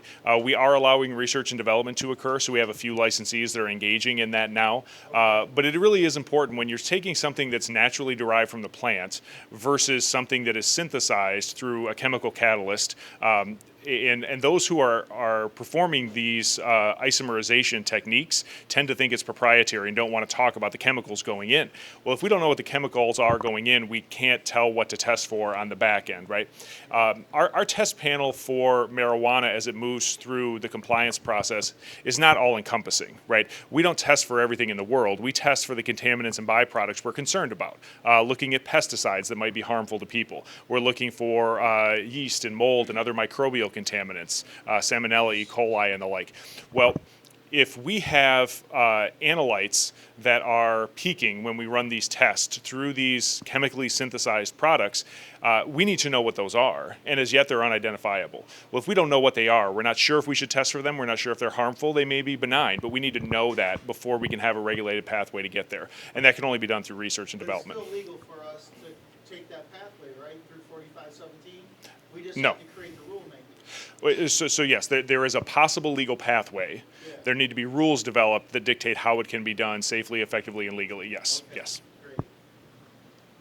Yes, sir. So, just out of curiosity, I know you said you're 10 years moving forward and you've been in 5 years. What lies ahead for you now? I am now going to be the director of the Bureau of Construction Code, so I'm going to oversee skilled trades and construction standards in the state. So this will be the third agency I've been the head of. I've been in LARA since 2007. I've worked in securities licensing, occupational public health licensing, cannabis, and now construction code. So I've been all over the place. That's what I was going to ask. So our agency is responsible for adopting codes related to construction. So yes, that would be within that purview potentially. We're working together again. There you go. I'm never too far away. We have one back here. I thought I saw a hand. Yes. I've heard rumors that the marijuana license might be capped off next year due to more growing than demand. So there has been a significant increase. So I'll say this, the statute as it stands now requires the agency to issue a license to anyone who qualifies, so that there is no cap. Many states do. Many states in their laws that were initiated through their legislature or through a vote of the people specifically say the state only issues X number of grower licenses. Michigan didn't have that. It's a very free market system. There has been a lot of increase in the supply side without the parallel increase on the retail side. Because of local control in Michigan, a municipality has to have an authorizing ordinance for there to be a business there. Once a grow operation gets established, it can scale up pretty easily, and municipalities usually won't restrict that. However, to have a parallel increase in market penetration on the retail side, you really have to be in a different place. And municipalities have been slow to adopt ordinances to allow that expansion. So within the last year, for example, the growth rate on the grower side has been twice that of the retail side, right?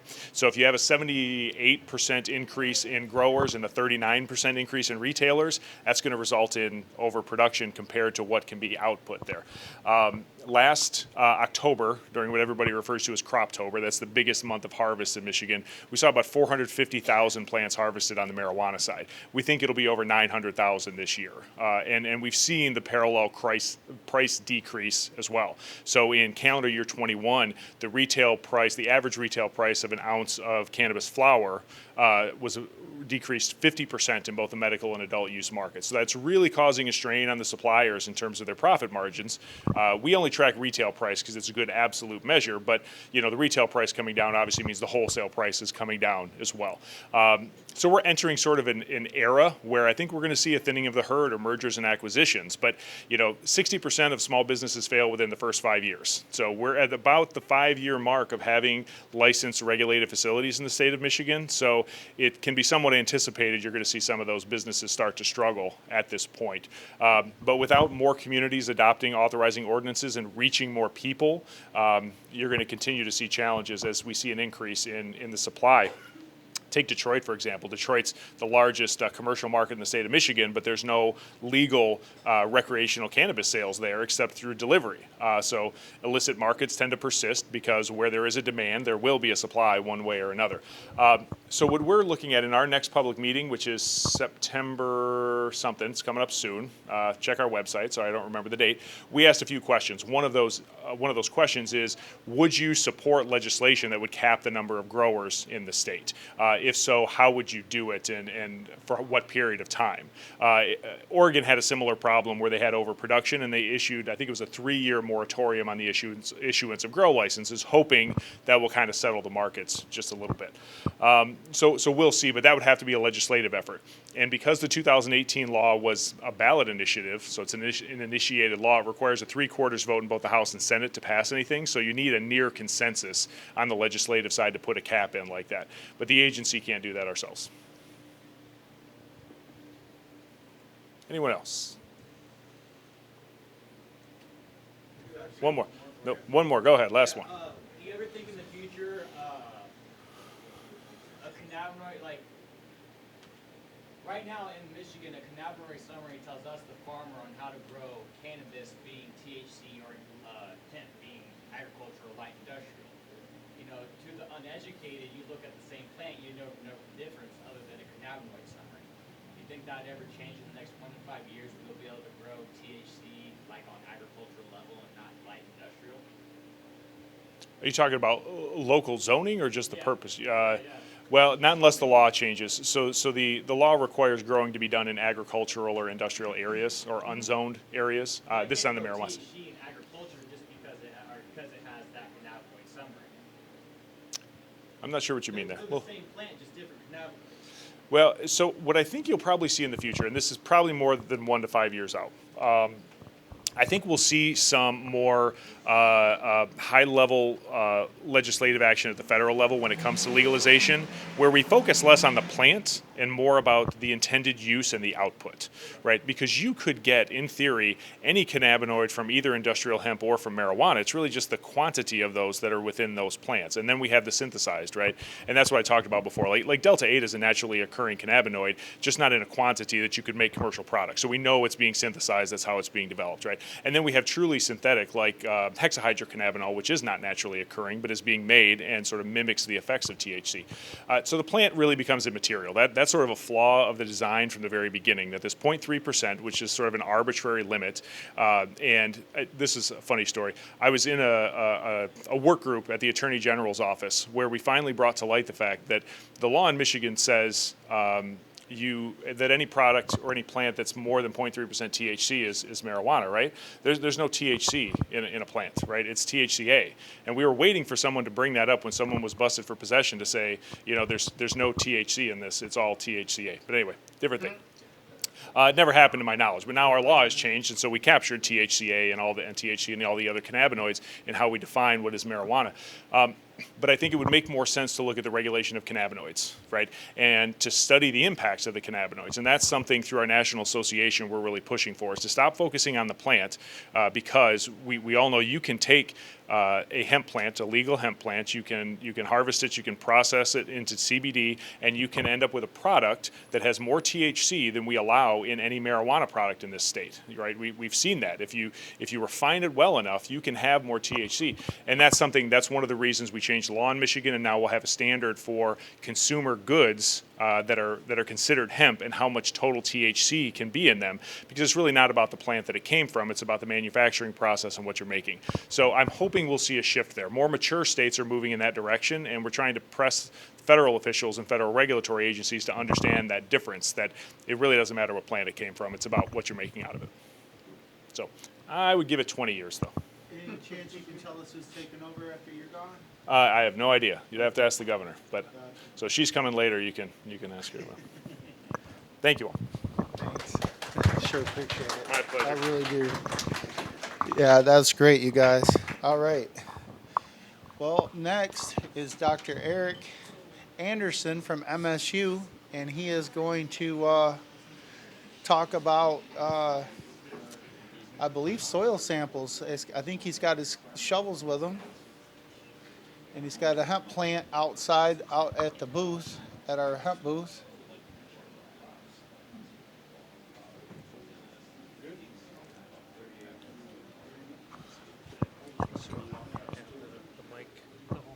Oh yeah, you're gonna want the mic.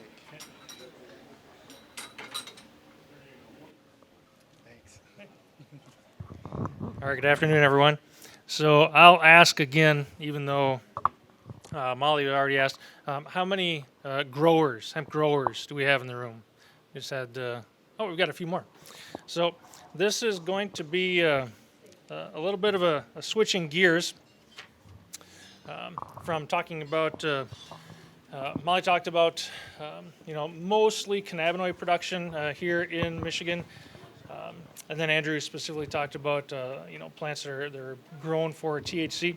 And you can pass those, just take one, pass them back. Joe asked me to specifically talk about grain and fiber production, and specifically about soil sampling. So for those of you who are in the room and you don't grow any hemp, most of what I'm going to talk about today, you can actually apply to gardening, lawns, or any other crops. But I will have some things that are specific to hemp. So I've got a handout that I'm passing around. Feel free to grab one of those, and I'm going to leave the rest of them with Joe, and he can distribute them. So what I'm going to talk about for the next 20 minutes or so is on this first slide here. So these 4 questions. Why should we soil test? For those of you who have never done that before, either for your garden or lawn or whatnot, why would you do it? How do you do it? We'll focus a little bit more on that. And then how do I read the report that I get back from the lab? And then what do you do with that information? Okay, so that's where we're going for the next 20 minutes or so. So why do I test for soil? Okay, so number one is I want to know, you try to kind of think about it as a bank account. I want to know how much nutrient I have in the soil that I'm going to be extracting, so that I need to know whether I need to add fertilizers, which fertilizers, how much. Right? So think about it as kind of a bank account. So you want to know how much is in there. You can measure all sorts of different things. Most folks, when they send in soil samples, they're really only looking at the chemical nutrients, so nitrogen, phosphorus, potassium, NPK. But you can test for all kinds of different things. You can test for the soil organic matter.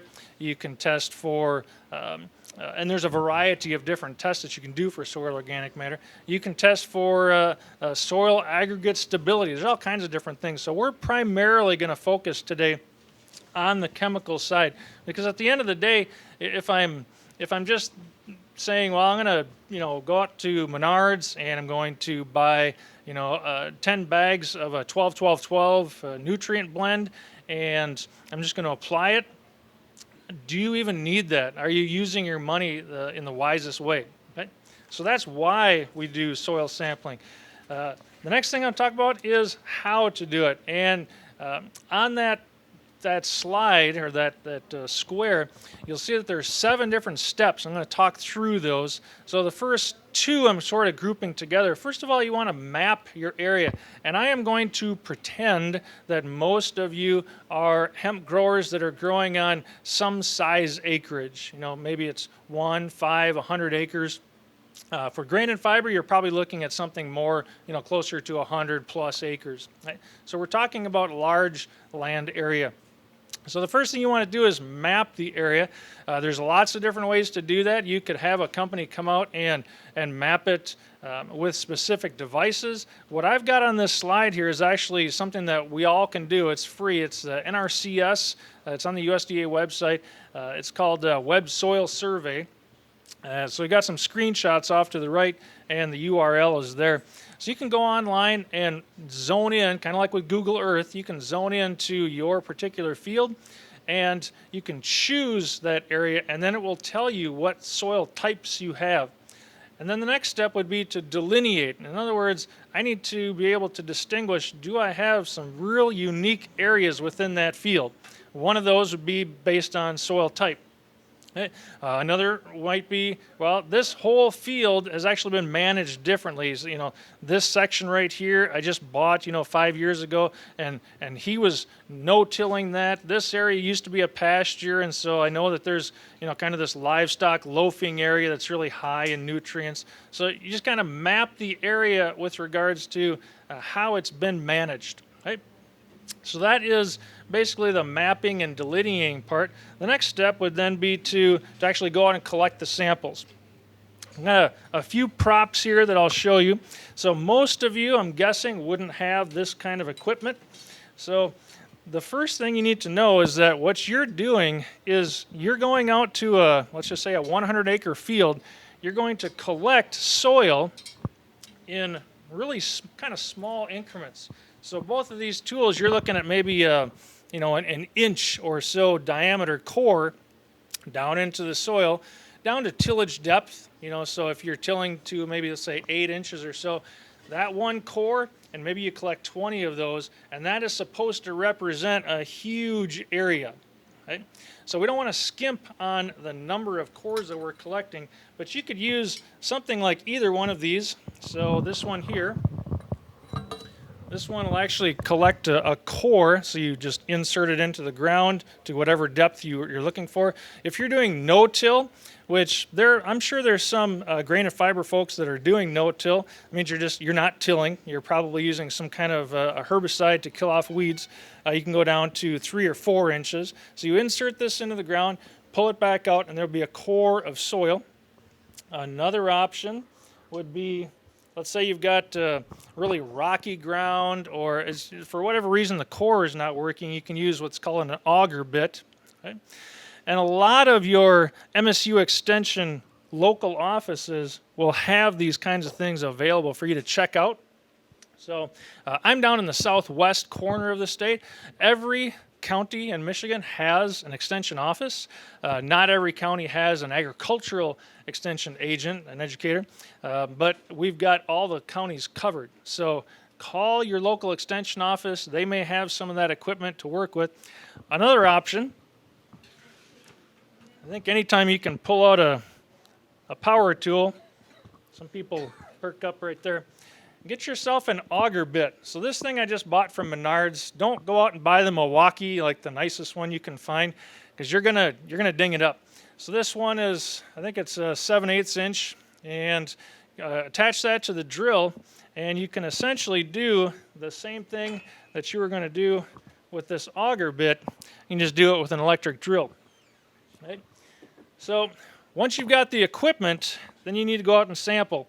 So I've got on the right side of that slide, I've got a handful of different tips to think about as far as collecting those samples. Number one, I already talked about the depth, so you're looking at plow depths, it's usually about 8 inches or so.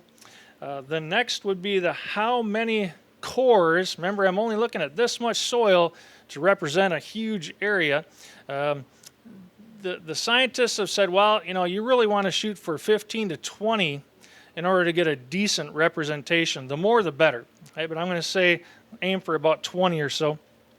If you do insert that and you pull out, let's say, some grass on the top or some large chunks of residue like corn stalks or something, remove those before you pull the sample and put it in the bucket.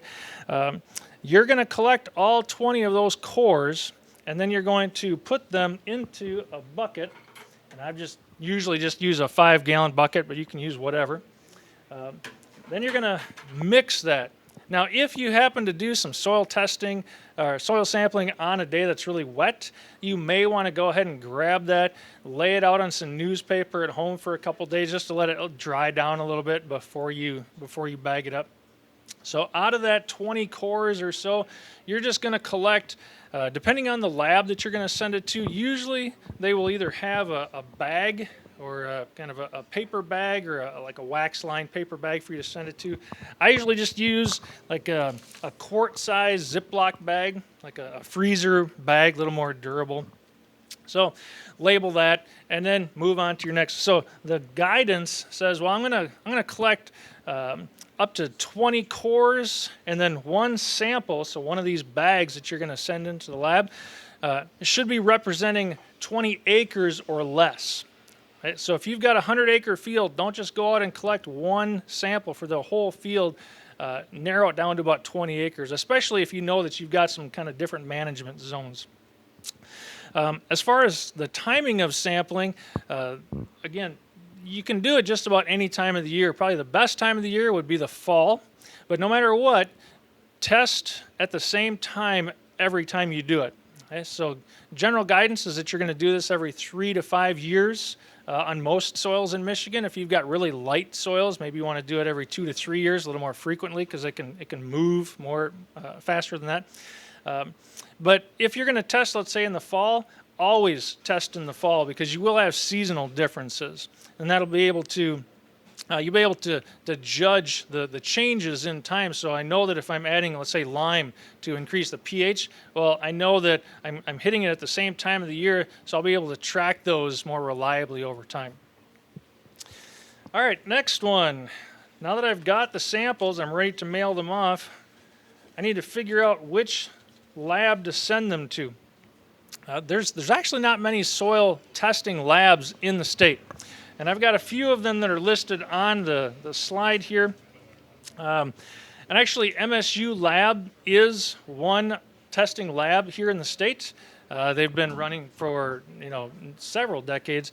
But we just got word this past week that the MSU Lab, so if you've ever taken a soil sample like for your garden or lawn and sent it into MSU, you can actually put a note in there and say, well, I'd like the results to go back to my local extension agent, and then they can kind of help me figure out what I'm supposed to do, as far as fertilizers or whatnot. But we just got word that the MSU Soil Lab is going to be closing at the end of this year. So if you've taken samples to MSU, you had them sent there, just know that you can still do that through the end of December of this year, but you're going to have to find a different lab. So these are just a few of them. I included the Wisconsin lab because the Wisconsin lab actually has some recommendations that are specifically for hemp. Right? And I think the A&L one down in Indiana does as well. Most, like the MSU lab, they didn't. Kind of the general wisdom was that we're going to use winter wheat as our benchmark for if this is what our soil test is, well, this is how much additional we think you should use if you're going to grow, grain or fiber hemp. So these are some options. There's going to be some sort of a form to fill out. They'll have that online. I say on here to ship on Mondays. It's probably not important, especially if you are not doing any, let's say, soil carbon testing. I usually just ship earlier in the week because if you ship it on Thursday or Friday, it's going to sit there over the weekend and they're not going to get to it anyway. So I usually ship it on the first couple days of the week. All right, next, let's take a look at a couple of soil test reports. So I just pulled one out for MSU. So if you've ever seen one of these, they're all fairly similar. Like if you get one from A&L, and we'll look at one of those in a minute, the kind of information that they're giving you is fairly similar. So number one, we're just going to go, we're not going to hit everything that's on this soil report, but I'll hit some of the highlights. So number one, kind of in the upper left-hand corner, it'll tell you what the soil pH is. So the soil pH, if you only had a certain amount of money to spend on your field or your lawn or your garden or whatever, and really you couldn't do everything that was in the soil test report was recommending, I would focus on getting the pH balance where you need it to go. And if you just flip to the next slide, The reason for that is that the pH of the soil has a lot to do with the nutrient availability from that soil. And as you look at those different types of nutrients there, you see that they kind of have a sweet spot, or that green area. In other words, at a certain soil pH, each of those nutrients is going to be available at different levels. And if you look at that green box that I've highlighted, 6.5 to 7, that pH range, that is, for the most part, what you're aiming for. You're going to hit the sweet spot for most of the macronutrients anyway that your crop is going to need. Okay, so pH is the most important thing that you're going to look at on the soil test report. Okay, so back to the MSU lab. At the top, right under the soil pH, they also have phosphorus, potassium, and magnesium. You see those. And then they've got a number next to them. That's just the quantitatively how much there is. It's parts per million. But then probably what most of us are going to look at is that little bar graph off to the side. How big is the bar graph? And different labs will have different ways of showing you that. They might be color-coded. They might be something like this. The A&L lab that we'll look at in a minute, they just tell you, well, it's either very low or medium. Okay? So they'll tell you, well, based on what you told us in the report that you sent in on that form, let's say you're put on their hemp. Right? So they're going to look at that. If they have specific hemp recommendations, they'll base that on that. If not, then they'll use winter wheat. But here, for example, for phosphorus, it says, well, they have 20 parts per million in this particular sample that I'm showing you here. And that is below minimum. That bar shows it's below minimum. Okay? So that means that I need to add phosphorus. Okay, and the same thing, potassium is even lower for this particular sample. Then if I look down below that, I see a bunch of other numbers. Calcium, that also, now we have calcareous soils here in Michigan, so for the most part, you should not have calcium limited in your soils. But then it's got something called CEC. So that's why we get a lot of calls into the extension office, like, can you help me read this lab report? Because, you know, they don't really give you sort of a legend when they send this home with you. They say, well, you know, here you go and do good things with it. So the CEC is the cation exchange capacity. Really, just all it means is all of the sites on the soil particles where they can hold the nutrients. Okay, so the higher, the better for that. Down in the southwest, we have pretty sandy soils. Our CECs might be like 1 to 2. For most of the state, if you have something in the 5 to 15, you're doing really well. And then they have these numbers for percent of exchangeable bases. Most folks don't need to consider that. You don't really need to look at that. But if you look at that bar up top, that is the lab's recommendation as far as how far below the required level you are, do you need to add. Right? And then on the very bottom is what they recommend for how much of each of those nutrients you should be adding. So again, for this particular sample that I'm showing you, the grower who sent this in was actually sending it in for wheat. So they had alfalfa, and they're sending it in because they want to plant wheat this fall. And the lab says, well, we're recommending that you should put about 60 pounds per acre of nitrogen, 75 of P2O5. That's just the form of the phosphorus, so you can just think of it as phosphorus. And then the last number is the potassium, or the K2O. So based on what you say is what you think your yield could be, they'll tell you, well, here's how much we recommend. Right? So that is what the MSU Soil Lab report. If you flip over to the second to the next one, that is the A&L lab. And again, similar information that they're giving you, they just do it in a little different way. So again, all the numbers for NPK, and they're just telling you H for that's high, you don't need to add any, or medium, or low, or very low. Okay? So how to read the soil test report, again, you could get help from the lab itself or contact your local extension office. So what is all that based on? The fertilizer recommended range. Where is the the recommended range for a given nutrient for your soil. There's actually a whole lot of scientists. This next graph that I'm showing you is actually from the tri-state recommendations, fertilizer recommendations. So that's Ohio, Indiana, and Michigan. And they're basically saying, well, for a given crop, we think that your soil test should be within a certain range. On this graph, let me talk you through it real quick. On the bottom, on the x-axis, that's the soil test level. So that's the number you just got from the test report. On the left-hand side for the fertilizer rate, that's how much fertilizer you're going to add to that.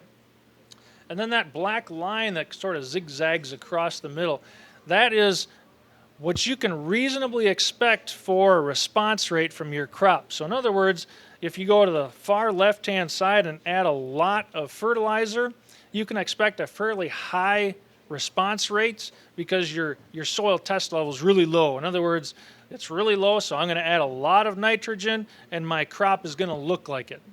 Okay? And if I leave a strip that's not fertilized, I'll really be able to tell the difference. It's really obvious. As you move to the right, there's a line here that says the critical level. So through replicated research, scientists have said, okay, well, this is the kind of the minimum level, or the critical level of that particular nutrient that you should have in the soil. Anything below that, you definitely need to add. Anything above that, you're probably within that optimum range, or that sufficient range. Now, I've got this huge red X on the graph, and that's for a reason. So this graphic, or the data that it's based on, has actually changed over the last few years. So what that graph looks like right now is what they used to recommend a few years ago. Now, if you look at that right side, above the maintenance limit, so if your soil test comes back above that maintenance limit, whatever that number is, they used to say, well, the higher you are above that limit, you can sort of taper off how much fertilizer you're at. Now they're saying if you're above that limit, you don't need to add any more fertilizer. Okay? So you basically just lop off that amount. So all of that information is embedded in that soil test report. Okay? So again, those bars on that MSU graph, okay, that's the idea. So I'm going to skip down to the next slide, and one of the things you want to know is how much nutrient are you taking off with a given harvest. So if you're looking at either grain or fiber, if you were only harvesting the grain from your hemp crop and you're leaving all of the rest of the leaves and the stalks and whatnot, then you only need to look at, well, how much nutrient is being taken off in the grain. If I'm harvesting the entire plant, whether that was for CBD or whether you're doing a multi-purpose harvest or whether you're harvesting the entire plant for fiber, then you need to look at, the whole plant. That smaller table that I'm showing you is, they've really dialed that in for our more typical row crops, corn, soybean, wheat, things like that. And that's what that represents.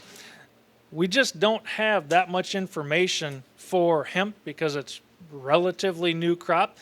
Down below, I do have some data for you, okay, and that's coming from Penn State. So these numbers, I've got two separate ones. One is for hemp for seed, and then one is for hemp for fiber. And they're giving you a couple different pieces of information. Number one, let's look at the one for seed. They're saying, well, on average, we think, most grain producers are going to produce about 1,000 to 2,000 pounds of seed per acre. Okay?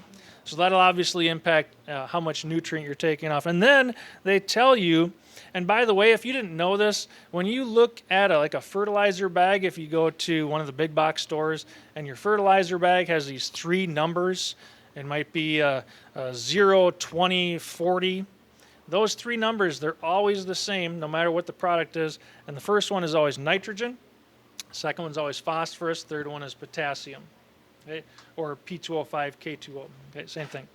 So here, Penn State has actually done some of the research, and they've said, well, based on this crop, this is how much nutrient you're pulling off per pound. So again, I'll just look at the one for grain. They're saying 0.075 pounds of that particular nutrient for nitrogen per pound of seed grain. And so if you get 1,000 pounds of grain off of that field, then you know you're just move the decimal place over 3 times. You're removing 75 pounds of nitrogen from the field. Right? And then you could look at the same thing for potassium and phosphorus. So you need to know how much. That would be the withdrawal part of your bank account analogy. So I need to know how much I'm actually pulling off of the field each year, because I'm going to at least have to add that much back, if not a little bit more. Okay?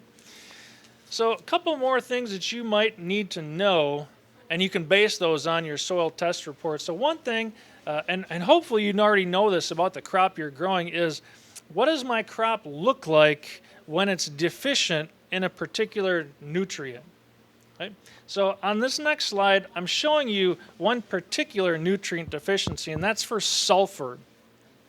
So this is kind of interesting. On this graphic on the left-hand side with the United States, you see back, before the 2000s, you see this kind of reddish area right around the Great Lakes area. And then fast forward ahead about 30 years and pretty much the whole country is green. Well, that is how much of this sulfate, or basically sulfur, was found in the soil. Well, what happened? What changed? Why do we see that much less sulfur in the soil? Well, some folks, at that point decided that, we needed clean air. And so they started implementing some legislation that said, okay, well, all of those emitters of sulfur oxides, nitrous oxides, they had to start cleaning out their flue gases, scrub those out. And so over time, what that meant was we had less acid rain, obviously good, but that also means that the farmers have lower availability of this free form of sulfur. Right? So what we're seeing over time is that the amount of sulfur that farmers are needing to add to their crops is actually increasing, whereas they didn't have to worry about it before when we had, some amount of acid rain. Now they do, at least in our area of the country. On the right-hand side is showing these two pictures. The top one there, they're both alfalfa. The top one is healthy. It has plenty of all the nutrients. And then the lower one, the deficiency there was sulfur. And it's actually nitrogen. Sulfur and nitrogen kind of work together. So know what the different nutrient deficiencies will look like for your crop. Okay? Purpling or yellowing. Okay? So have an idea what that is. And again, feel free to reach out to your extension agent to find that out. All right, last thing. So now that I know from my lab report how much nutrient I'm supposed to be applying.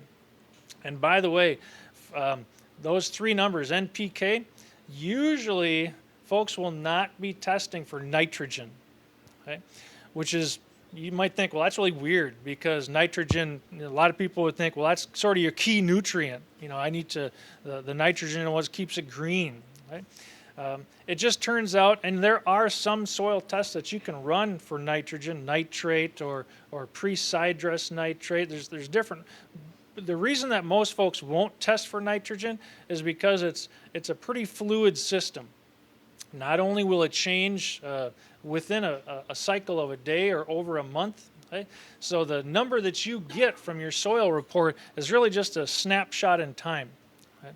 So usually if you get a recommendation on your soil test report for a certain amount of nitrogen, they're not basing it on your actual soil that you sent in. They're basing it on the crop that you told them you're going to grow and the expected yield that you said you could probably get off of it.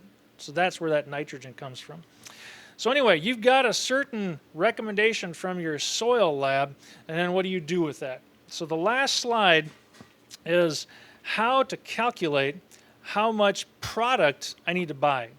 Okay? So if you just look back at one of those soil test reports, it might say that you need 70 pounds of nitrogen. The problem is that a lot of people would say, okay, 70 pounds, that means I need to, buy, 2 35-pound bags of this product from Menards and I'm good to go. Okay? So the problem with that is that soil test report, that number, let's just say it's 70 pounds, that is actual nitrogen or phosphorus or potassium. That's the actual amount. That's not the amount of the product. So what we need to do is calculate, well, if they're telling me this is how many pounds of actual NPK that I need, how much product. So if you work through this calculation that I've got on this last slide, just one example, sort of a calculation based on those numbers at the top.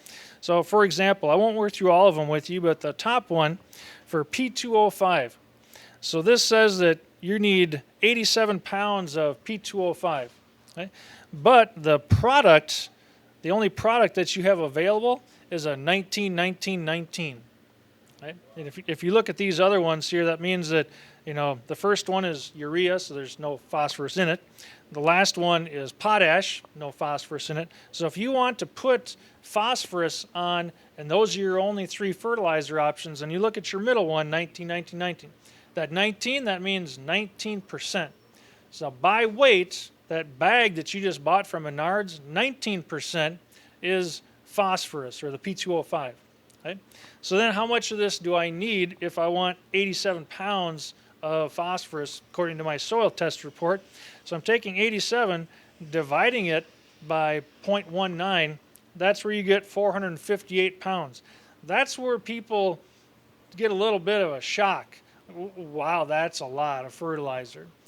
And my vehicle's not that big. And so usually if we're talking about field crop size acreage, you're probably going to be purchasing this through your local fertilizer dealer, and a lot of them will have the spreader equipment that you can rent or use, something that you would tow behind a truck sort of thing.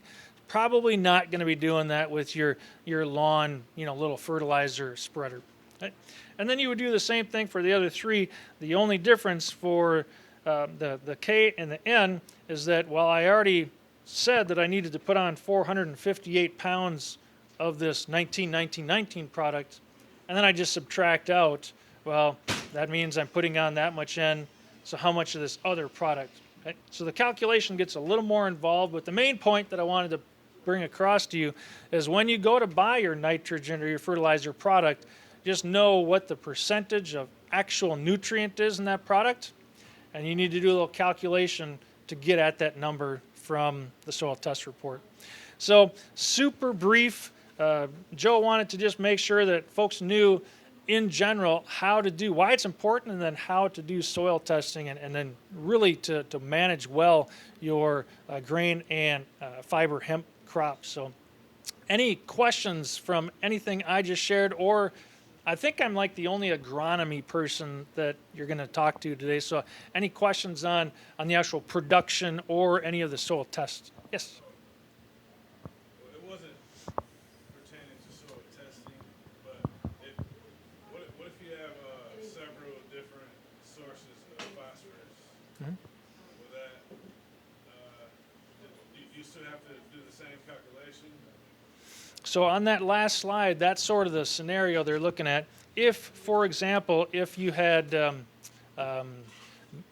common fertilizer for agriculture, it'd be like a mono ammonium phosphate, MAP or DAP. So if you have a product like that and you had rock phosphate, is probably not used all that often, but if you had a blend like this, it wouldn't necessarily matter the kind of product it's coming from unless those different products had different levels of plant available nutrients. So for example, rock phosphate, it'll take a while for that to break down. So it does matter for that, yes. Good question. Yes? Recently, some hemp farmers, some African American hemp farmers, purchased seeds, and they actually got defective seeds that didn't germinate. Mhm. And after 2 seasons with no crop and no insurance because it was hemp, they ended up losing their farm. So a lot of African American farmers or minority farmers are losing their farms because of defective seeds. What is the state of Michigan doing to ensure that the seeds are actually valuable and that these small farmers are getting good seeds? Good. So I'm just going to reiterate that for the camera. So the question basically was, we've got a lot of folks who are buying, over the past few years, have bought hemp seed, and the germination rate has been really poor, and so essentially you end up with stand loss. We're doing some small plot research on basically weed control, and if you've got that poor of stand, your weeds are going to outcompete, and so it's not hard to see that you could lose a whole lot of your acreage of your crop because your germination was bad. And what is the state of Michigan doing to kind of help out or ensure that there's some checks and balances there? That's actually probably more of a Molly question. If there's any regulatory actions being taken as far as what folks are allowed to sell into Michigan, I'm not aware of anything. As far as I know, it would be buyer beware. But I'm gonna, because Molly's still here, we're gonna ask her, Molly, what's your feedback on that? Yes, so if you're a farmer and you do have a seed problem, you can always file a complaint with our department online. We do investigations to see. Hopefully you're buying seed that's got a label with certain requirements on there, listing things like the germination percentage, purity, things like that. That's what we enforce, the things that are on the product label already. So if they run into issues and they tell us right away, we can do an investigation and see what's going on. I would also, again, like I had said before, recommend that you make sure that they are buying certified seed. Michigan doesn't certify seed yet, but there is certified seed available from other states. And you bring up a really good point because and we get a lot of calls from folks who they don't come from a farming background. They maybe just bought a piece of land. Somebody recommended that they look into hemp, and so we're sort of tasked with how do we help them think through all the different decisions that they make. So if you get a batch of seed, a lot, I would recommend doing your own seed test. What you were just describing is not at all uncommon, at least in the first few years here of commercialization, where the seed tag might say that it's 85% germination, but in reality it's more like 20%, or something really low. So do your own, and there's different ways to do that. Again, you can look online, contact extension, but do your own seed test, at least so you know before you actually put it into the ground, hey, is this what they said it was? If it's not, I'm going to go back to them right away before I even put it in the ground. It's a good point. All right. I think I've gone over my time, so Joe, thanks for having me. There you go. Thank you, Doctor. Sure appreciate it. I wanted to mention about the seed germination rate. So in that package of bills that's stuck in the Senate and the Agricultural Committee right now, the 5058, we address liability in that bill for farmers to be able to go back and sue the seed supplier. Remember that, Tasha, when we went through that bill? So I mean, there's some things in this package of bills that some folks don't like, but there's a lot of good things in that package as well. So hopefully that'll get addressed sooner or later.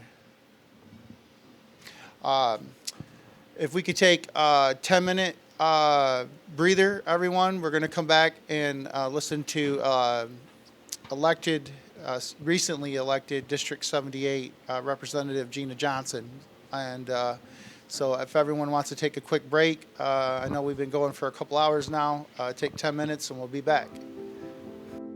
The MHFA represents hemp owners who identify as being a stakeholder in the craft hemp industry or people who support his organization. Members have hemp farms 5 acres or less. They are the seed to final product business owners that sell products and goods at farm markets, online, and wholesale. The MHFA weighs in on every hemp decision in Michigan and helps create hemp laws and policy that empowers all members.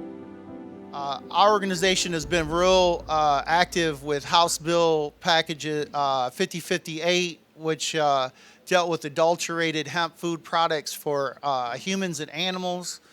And thank God we had Molly Mott out here from the Michigan Department of Agricultural and Rural Development. And I just spoke to her in the parking lot. And she's telling me they're still open to a lot of the language in that bill and in that group of bills. It's just we got to do some work on it, and we're glad to hear that. The other organization that was working with it is with the bills was the Hemp Roundtable, and their lobbyist was either fired or quit. So it left me as the only lobbyist on the bill. And this thing went from doing 65 miles an hour through the House and into the Senate, and then with a quick brake check from a lady from big corporate cannabis association stopped in, and while we were testifying, she testified after me and had some objections to it, and we tried to work through it. And long story short, the bill is at a halt. It's I believe the Senate Judiciary Committee moved it over to the Senate Agricultural Committee, and it's just sitting there. And I was just speaking a few minutes ago and about it, and what has happened is there's going to be a lame duck session coming up here over this next few months until January. So what will most likely happen in this political realm is the bills will sit in or just be withdrawn. So we'll have to wait and see what happens. But long story short, we're going to keep working on House Bill 5058. If humans can eat hemp seed and hemp oil, and it's completely legal to buy it at Myers, then we should be able to do that at my food stand or through a local licensed hemp processor here in the state of Michigan without being in any trouble. So we'd like to ask Gina to just encourage us to keep up the fight. And she's a big hemp supporter. She's going to be our representative here in District 78. And she's a big supporter of agriculture across the board. So we asked her to come in and talk. And without further ado, Gina Johnson. Thank you, Father Joe. Thank you, everyone, for coming out today. I'm definitely a supporter of local farming, local control, fairness in every industry, definitely in farming, and restoring integrity in all the areas where we've seen corruption, lying, cheating, stealing, deception, whatever. I mean, it doesn't matter where you go. Some of us were talking earlier. You end up fighting corruption and a lack of integrity in game playing, right? So it just doesn't matter what topic we're talking about. We need to restore truth and fairness. It's not fair when the government picks winners and losers, and they pick one industry over another, or one type of farming over the other, and then it makes it hard for you to make a living, a profit, just bring your crop to market. I'm completely in favor of Michigan farming being able to supply Michigan consumers. So I will definitely help with this bill or rewriting another bill or whatever happens in the future. The battles we have against the game playing, as I put it, will continue. And as long as we don't give up, we will continue to win these kind of battles. So I don't know if people have any questions or comments you want to make me aware of. One of the biggest, most important things is that I stay in contact with Father Joe so that I keep learning what you need.